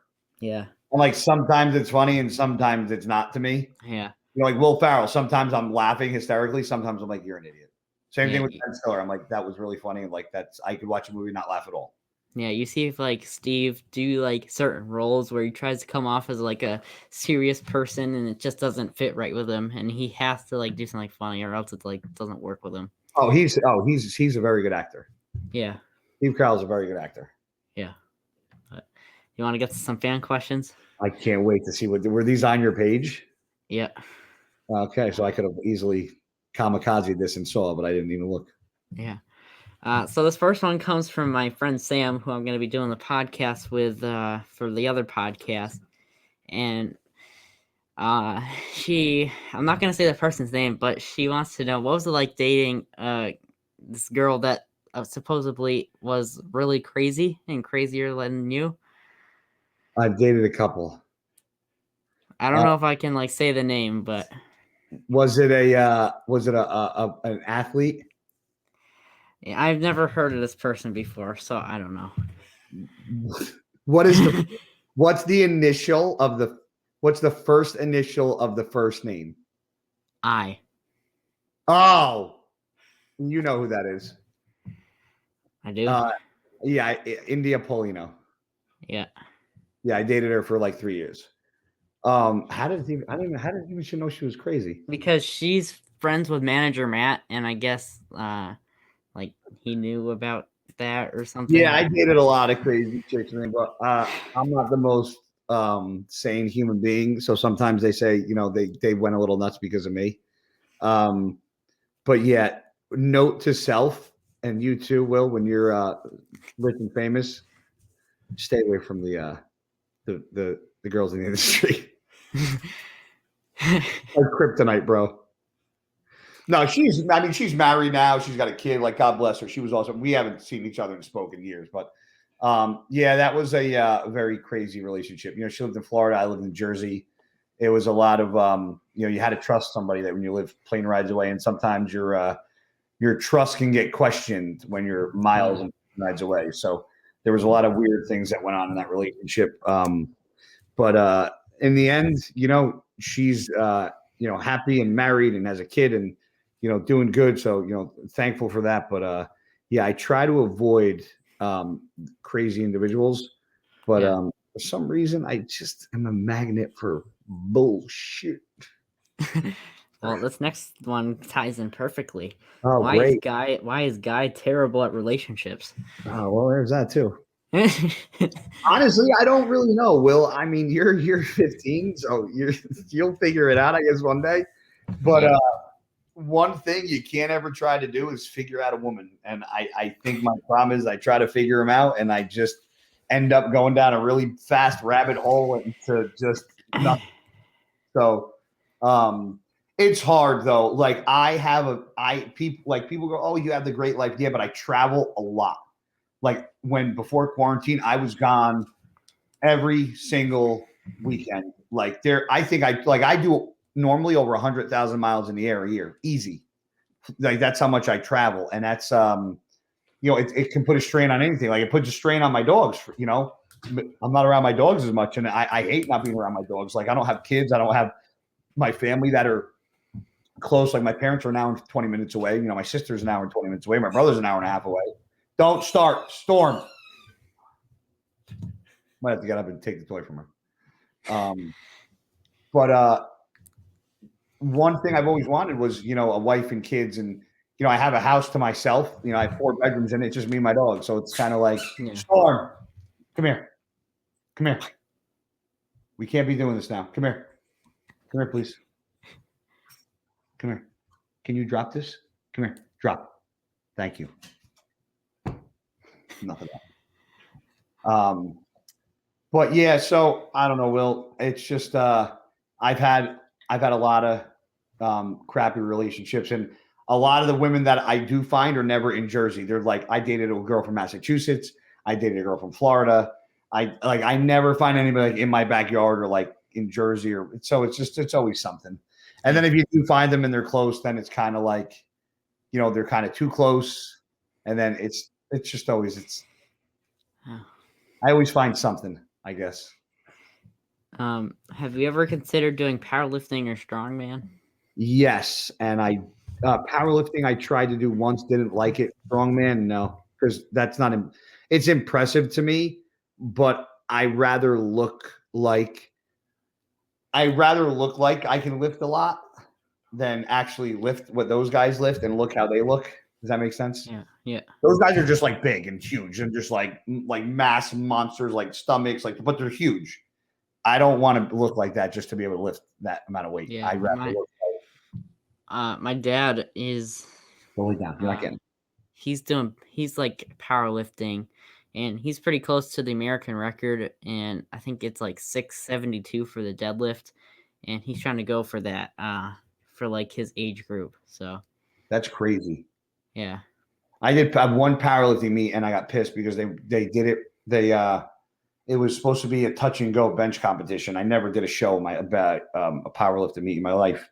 And then when we got there, literally the guy that was training me for touch and go. And we get there and I already put my numbers in. Like once you put in your opening number, you can't regress. You have to go. Yep. So I forgot my start. It was like 350. I don't know what it was. And they made me stop, and I'm like, I have never come to a dead stop and pressed in my life.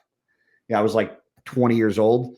So they did that. I got pissed. I was like, I'll never do this again after this because I had a bad taste in my mouth. Before I started bodybuilding, I did powerlifting, and I set 19 state records and 2 American records for powerlifting. Did you really?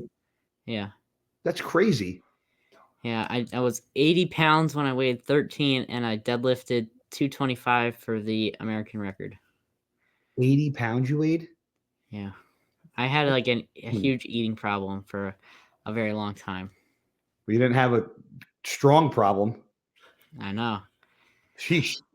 Dang, bro. That's like triple your body weight. Yeah, it was. But it was really crazy.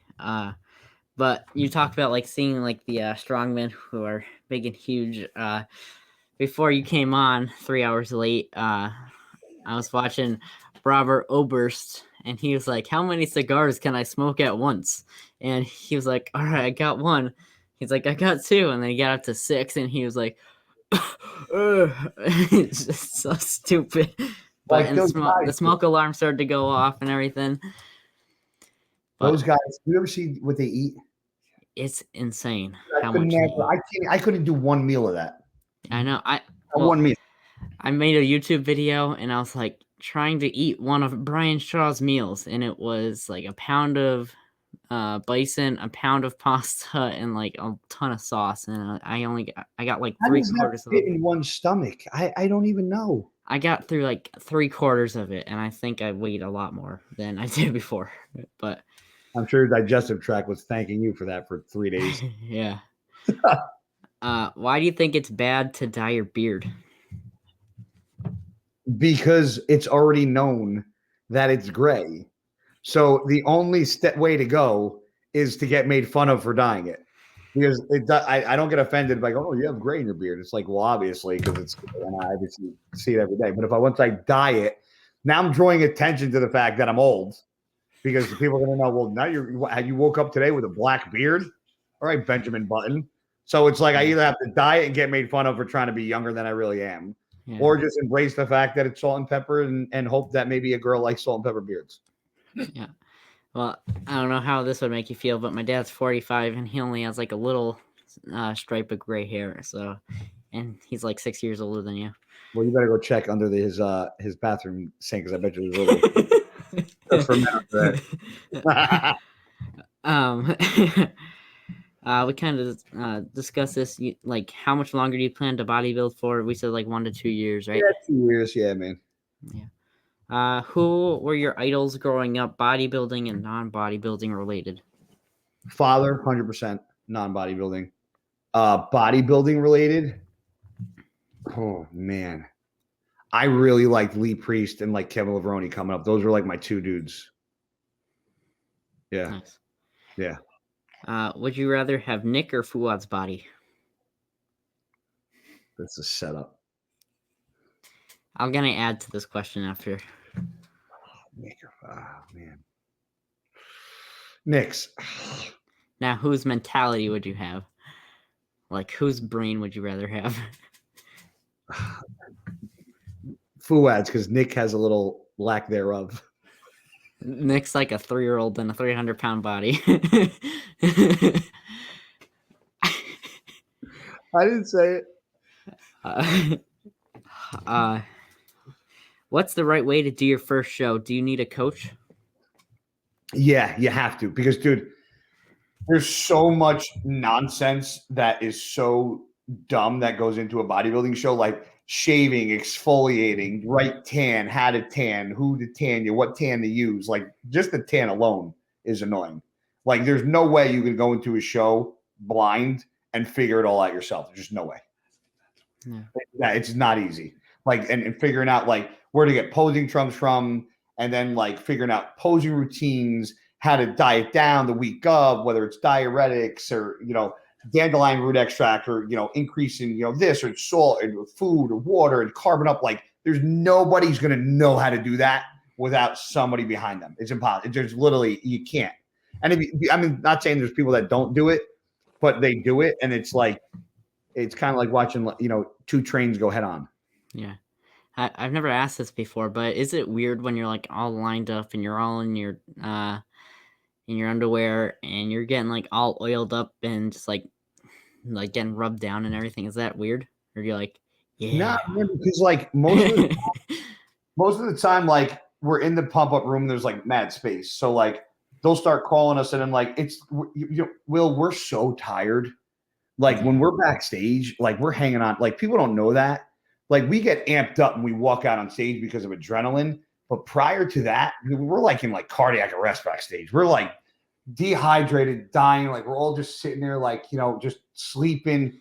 Who's, sleeping sitting up and who's sleeping face down, who's snoring. Like we're so drained and, tired from not sleeping. And then you have the meet and greets and then all the other stuff. And then by the time like all the oils and they start calling, you're just standing there. You're like a zombie. You're just like this. Yeah. And then once like they call you on stage, it's like somebody like puts a spark up your ass and it's like your adrenaline just like wakes you up and then it's like, you're in like attack mode.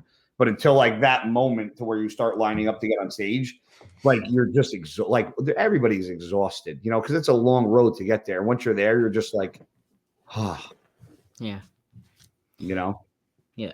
Now this next question, I can't tell if it's actually serious or it's a joke, but can you build muscle when you're 69 years old?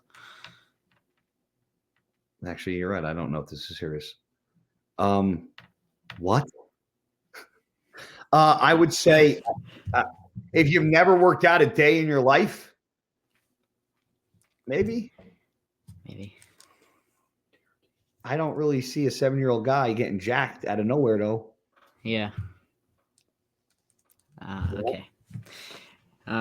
Did you click on that person?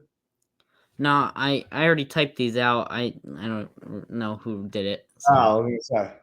That might have just been like a dopey person. Yeah. Outside of bodybuilding, where do you get your money from?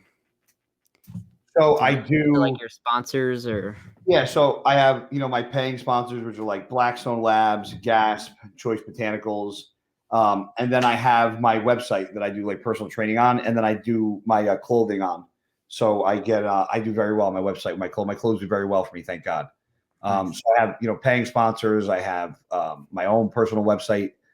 that I have, and I have, I obviously have, stocks and investments and stuff like that. But yeah, so that's people ask that all the time, like, so like you just bodybuild and you get paid for bodybuilding. And I'm like, well, yes and no. It's not really like what you think. Like I don't get paid just for like winning one show. Like I get paid salary like all year. Like someone that has a 9 to 5. Yeah. What are some of your favorite training sessions with some of your favorite people? Legs with Branch. I trained back with Luke in UK. I trained with Dallas, and when I was with BSN a bunch of times. Have I ever trained with Kai? I've trained with Kai twice, both times in Dubai. So it's like, yeah, I would say the training sessions that mean the most are with the people that are no longer here, like Dallas and Luke. Now, I want to ask, when you are with Kai, like off camera, is he always in character and like that energetic, or is it just for camera? No, he's a really energetic. I mean, listen, there's the energetic Guy Cisternino, and then there's the quiet, calm Guy Cisternino. Kai is very energetic, high-strung, upbeat. I'm the same way too, but there's also times where he's polar opposite and just quiet and just doesn't say a lot. But I wouldn't say that's Kai's character. I think Kai enjoys living life. Yeah. And and he just expresses it in everything that he does. Yeah. I don't think that's a bad thing. I think people think it's like an act that he puts on, but I think the guy just generally loves living life. I just think he's very happy for the life that he has because he, came from a lot of crap. Yeah. I think from where he's at now to where he was, I think he's just proud to be, where he's at and alive and successful. Yeah. This next question is something that I don't know anything about. So when you answer it, I'm not going to know what that means because I don't pay attention to sports at all. The only sport that I do that's like I guess like an actual sport is golf because it's the very first thing I did, and then I took a break from it, and then I started doing it again. Golf's not a bad thing. My brother and my dad both golf. And but I guess the other one it would be MMA. I love watching fighting. The fights are going on tonight, but you had to push it back, so now I can't watch it. Just kidding. I'd rather be here. When is it on? What? When do they start? 10, right? Or when the prelims start? What time? 9? The main card is at 10, but it's fine. I was just joking. I'd rather be here talking with you. So the question is, what position did you play in football? I was a middle linebacker and a running back. See, I have no idea what that means. Middle linebacker is on defense, like when they're trying to get the ball from the other team.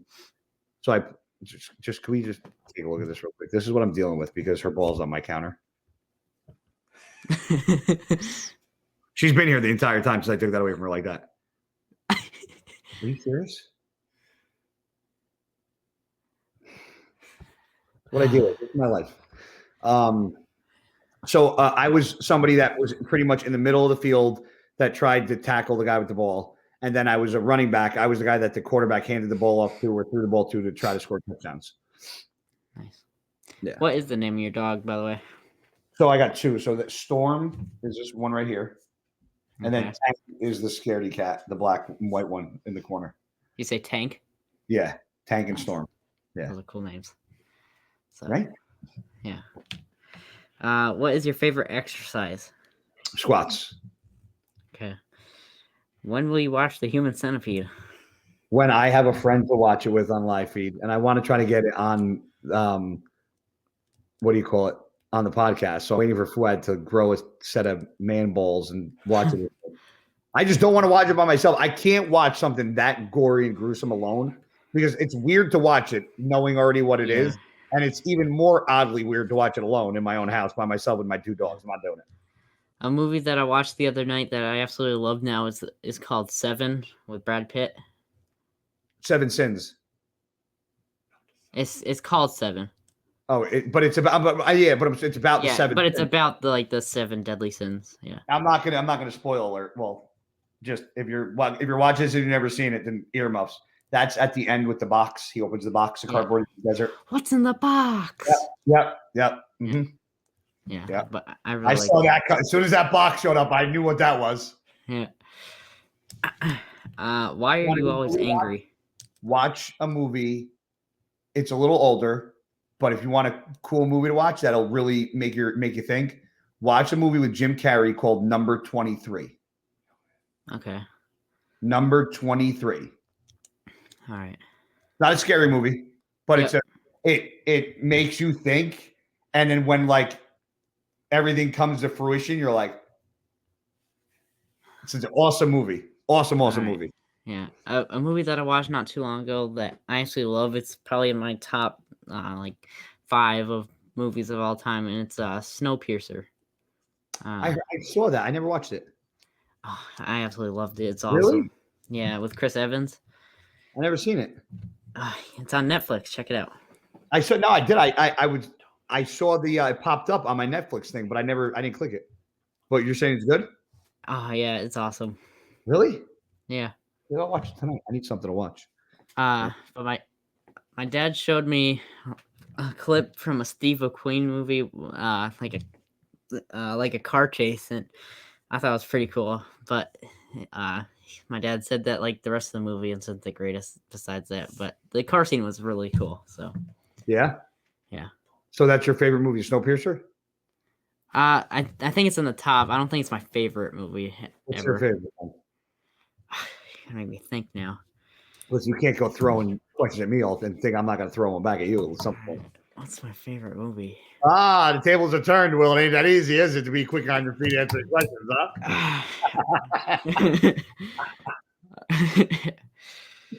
Oh man. Is it a comic like a DC? No, I don't really like the DC movies unless it's like the animated ones. Oh, really? You don't like the regular like the Avenger movies and that? Well, like the Marvel ones are better. Yeah. But I think my favorite movies aren't like superhero related. There's just so many that I like. Shoot them off. Rattle up like 10 of them. Because I've never seen Harry Potter, Lord of the Rings. Like my list of movies I haven't seen is very long, so I want to see if you're going to rattle those off. Yeah. Like Evil Dead, Army of Darkness, Snowpiercer. A movie that I really liked was No Country for Old Men. I thought that was awesome. What else? Dang. Wow, you're catching me by the blank. I never heard of any of these. Are you serious? No. You got to watch these. And you especially got to watch No Country for Old Men. That movie's awesome. You got to text me. I'll text you my number, or damn you, and you got to text me all the movies to watch. All right. I can't think of the name. The one with the vampires. Lost Boys. Never seen it. Monster Squad. Never seen it.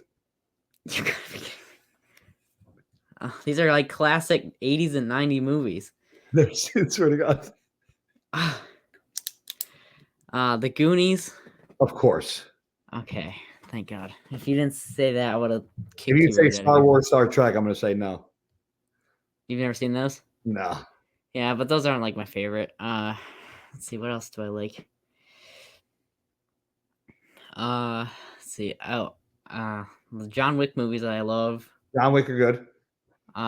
There's a movie that I like that I couldn't pronounce it for a very long time, and I can't remember if it's good or bad, but it's with David Tennant, and it's called Good Samaritan or Bad Samaritan.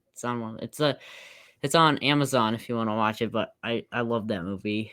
2 more. Let's see.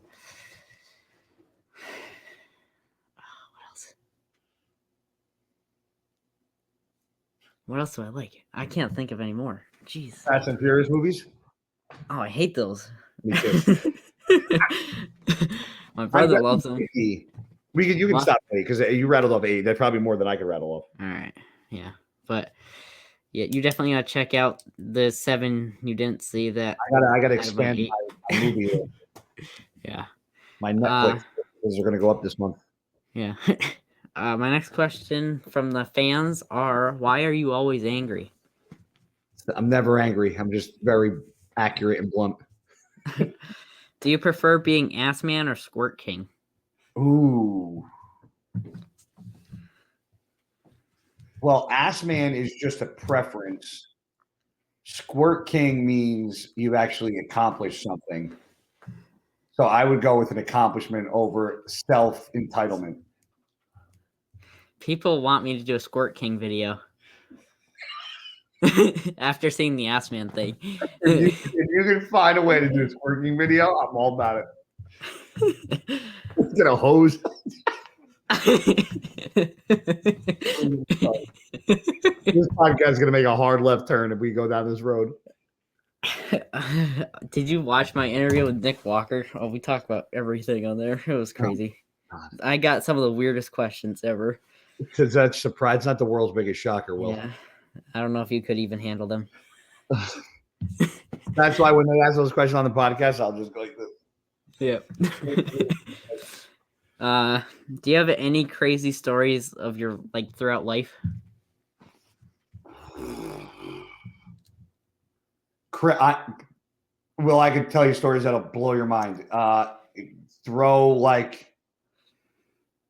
Fighting, death, injury, a car accident. I could go so many different directions with this. Pick a. All right, let's do a fight. A fight. What's your craziest fight that you've been in? When I got staples in the top of my head right here.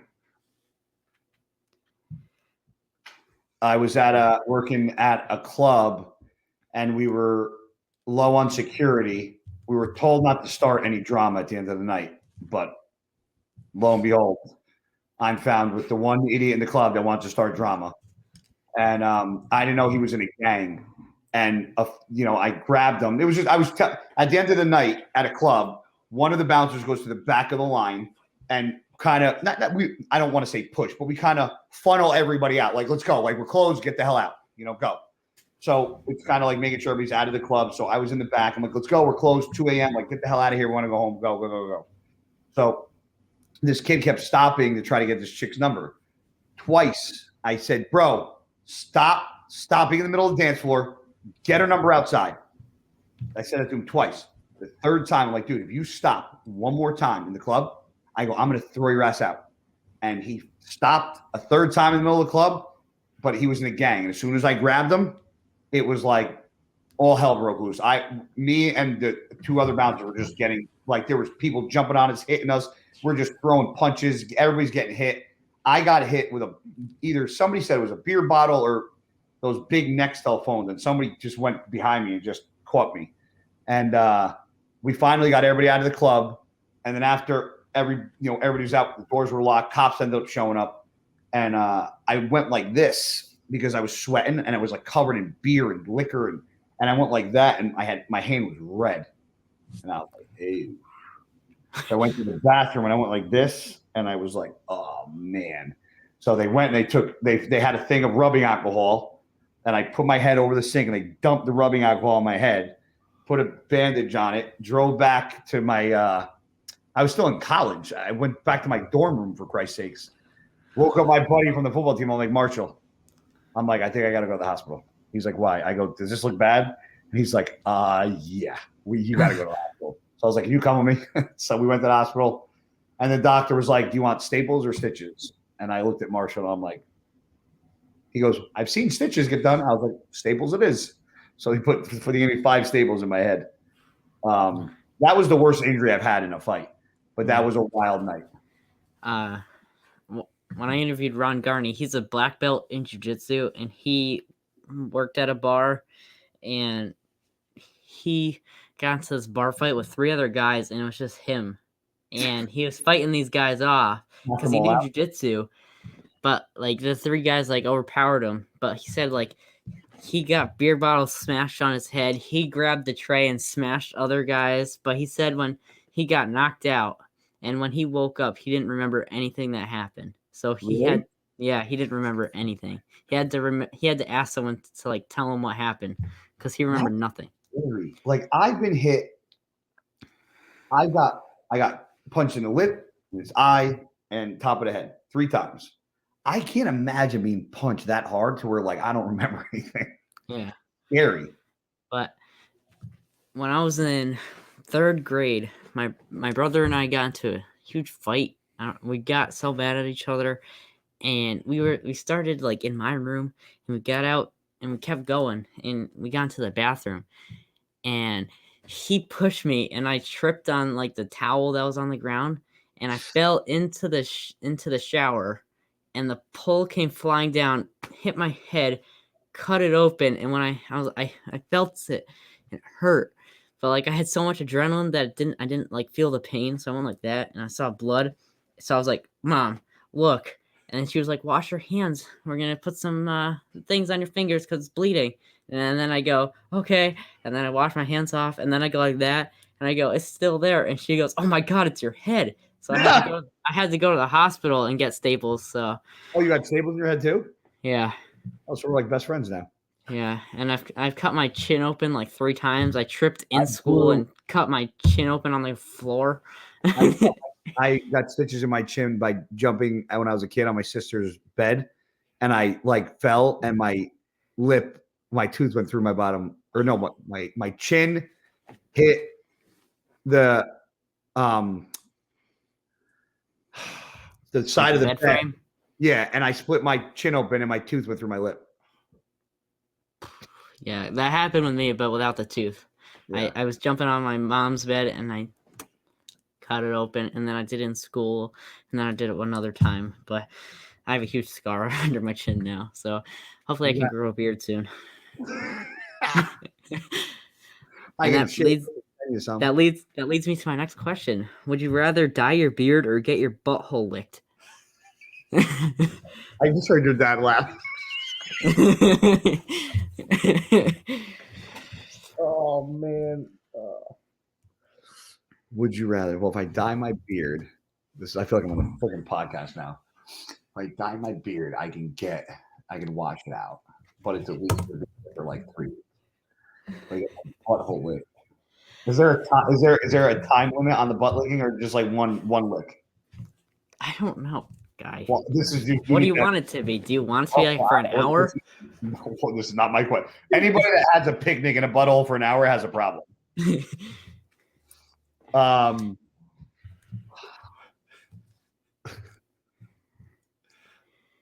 I don't want to dye my beard. I'd rather take a butthole lick. All right.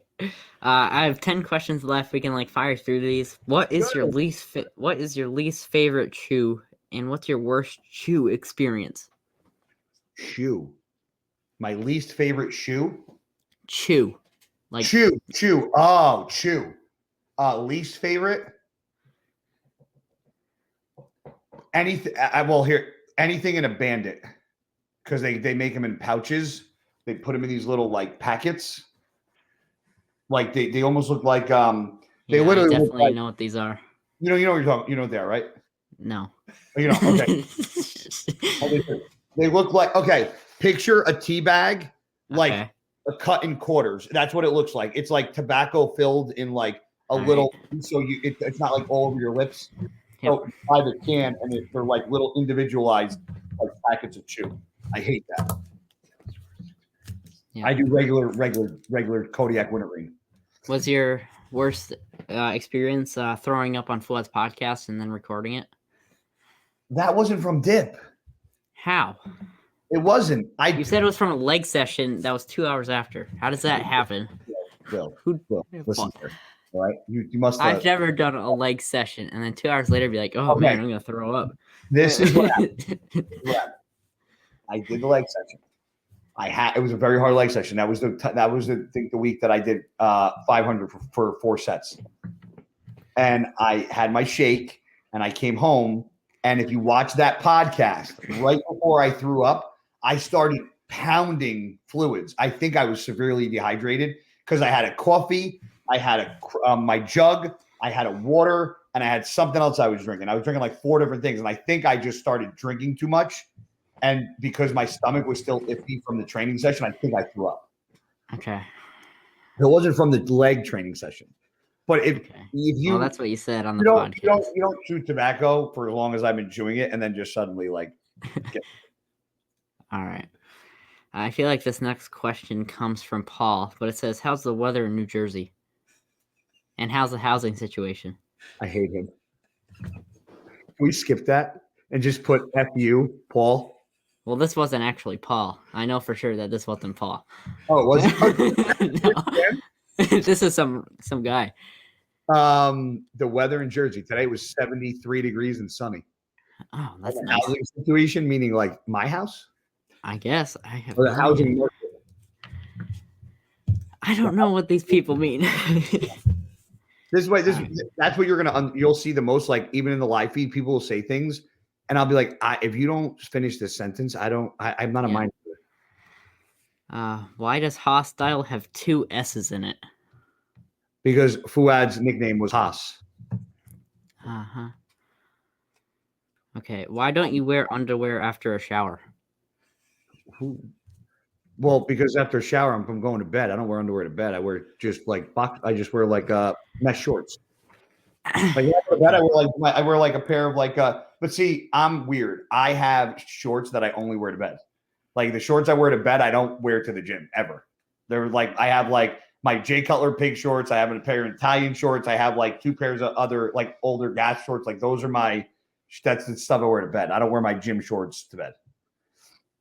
Don't say one weird word, Will. I know it's weird. Let's leave it alone. Keep it All moving. right. Would you rather have toes for fingers or fingers for toes? Oh, this was a bro chat question. Toes for fingers or fingers for toes. I'd rather have use of my hands. So I guess toes for fingers. Okay. I just gotta You say have it. fingers for toes. You're like kind of like a monkey, right? Yeah. Right? Because So they pick with their feet. I gotta say it. So you go to bed every day with Jay Cutler?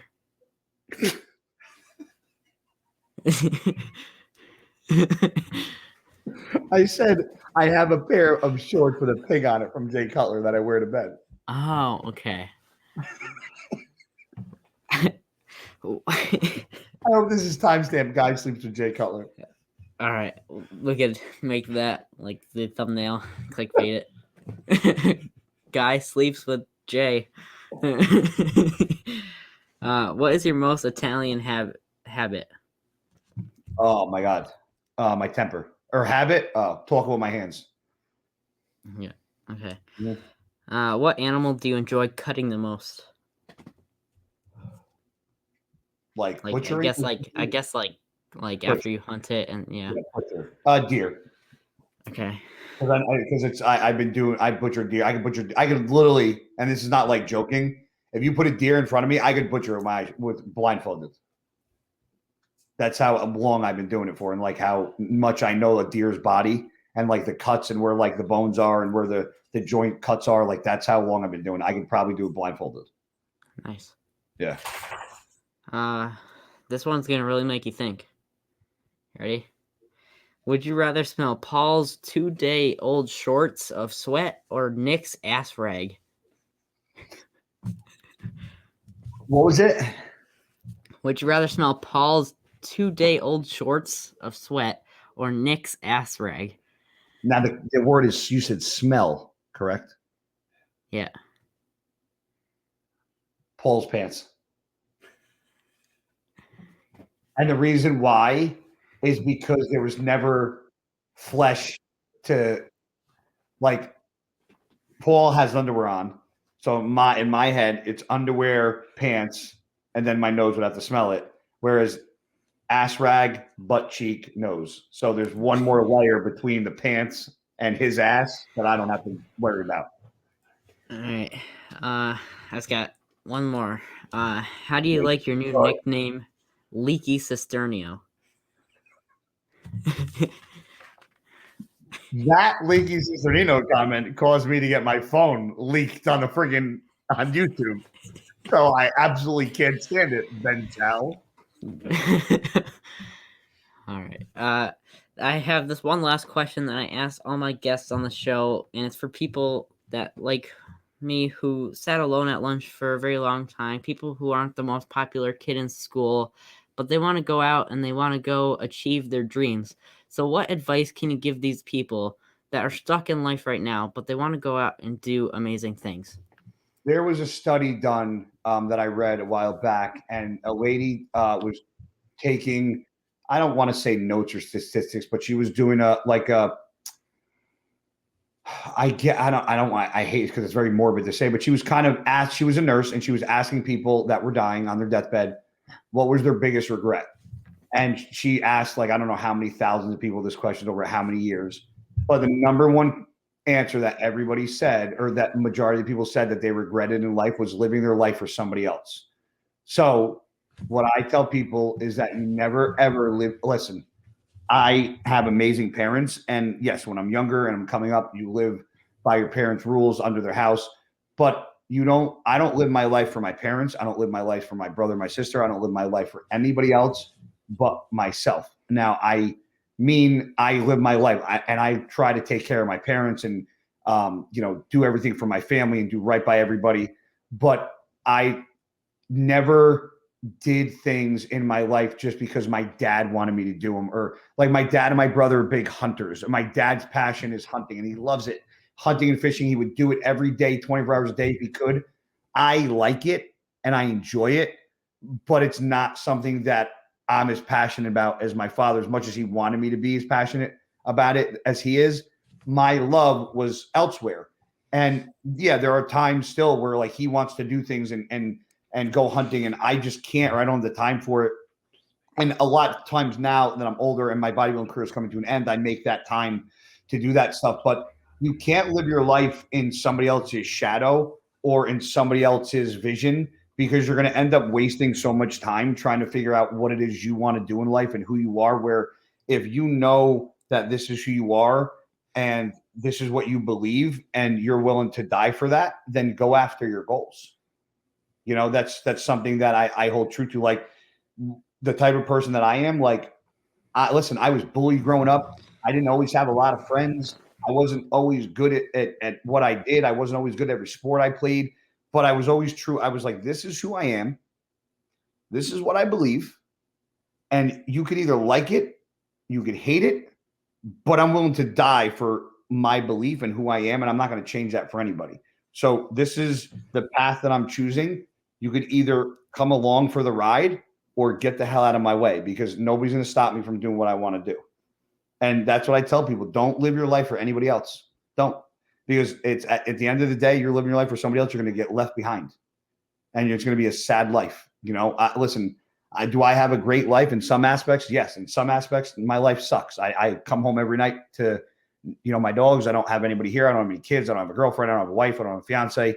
There are aspects of everybody's life that is never going to be 100%. And the great thing about life is that we all go through trials and tribulations in different ways.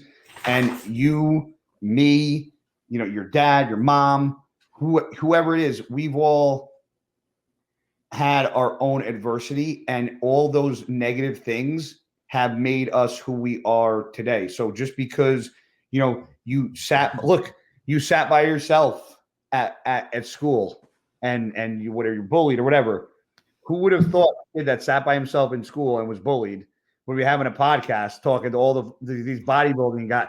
Like, you know what I'm saying? Like, out of everybody in your school, you probably talk to more celebrities or bodybuilding than anybody. Yeah. So it's fair to say, if you didn't get bullied or if you didn't sit by yourself, maybe this wouldn't be happening right now. Maybe you would have went in a different direction if you had all those friends and you were out maybe hanging out with them and playing video games and, not really worrying about bodybuilding. Maybe you sitting by yourself is the reason why you have this podcast. So like when everybody says, every single negative thing, you got to take something positive out of it. Like, I wouldn't be where I am if I didn't go through all the shit that I went through in my life either, And if one thing you don't want to live with is regret, because living with regret is the worst damn thing you can live with, because you can't get rid of it. You can't fix it. Yeah. Yeah. Well, Guy, that was an absolutely awesome answer. I loved hearing your story, and I just want to thank you so much for doing this podcast. Anytime, brother. Anything for you, man. You know that. Do you mind just sticking around backstage just for a little bit? I want to talk to you like off air. Yeah. All right. Backstage. But I just want to say thank you so much for doing this once again. I had a lot of fun. I think you're a really cool guy, and we definitely got to make the training session happen one day. 100%. All right. Thanks for doing it again. You got it, Will.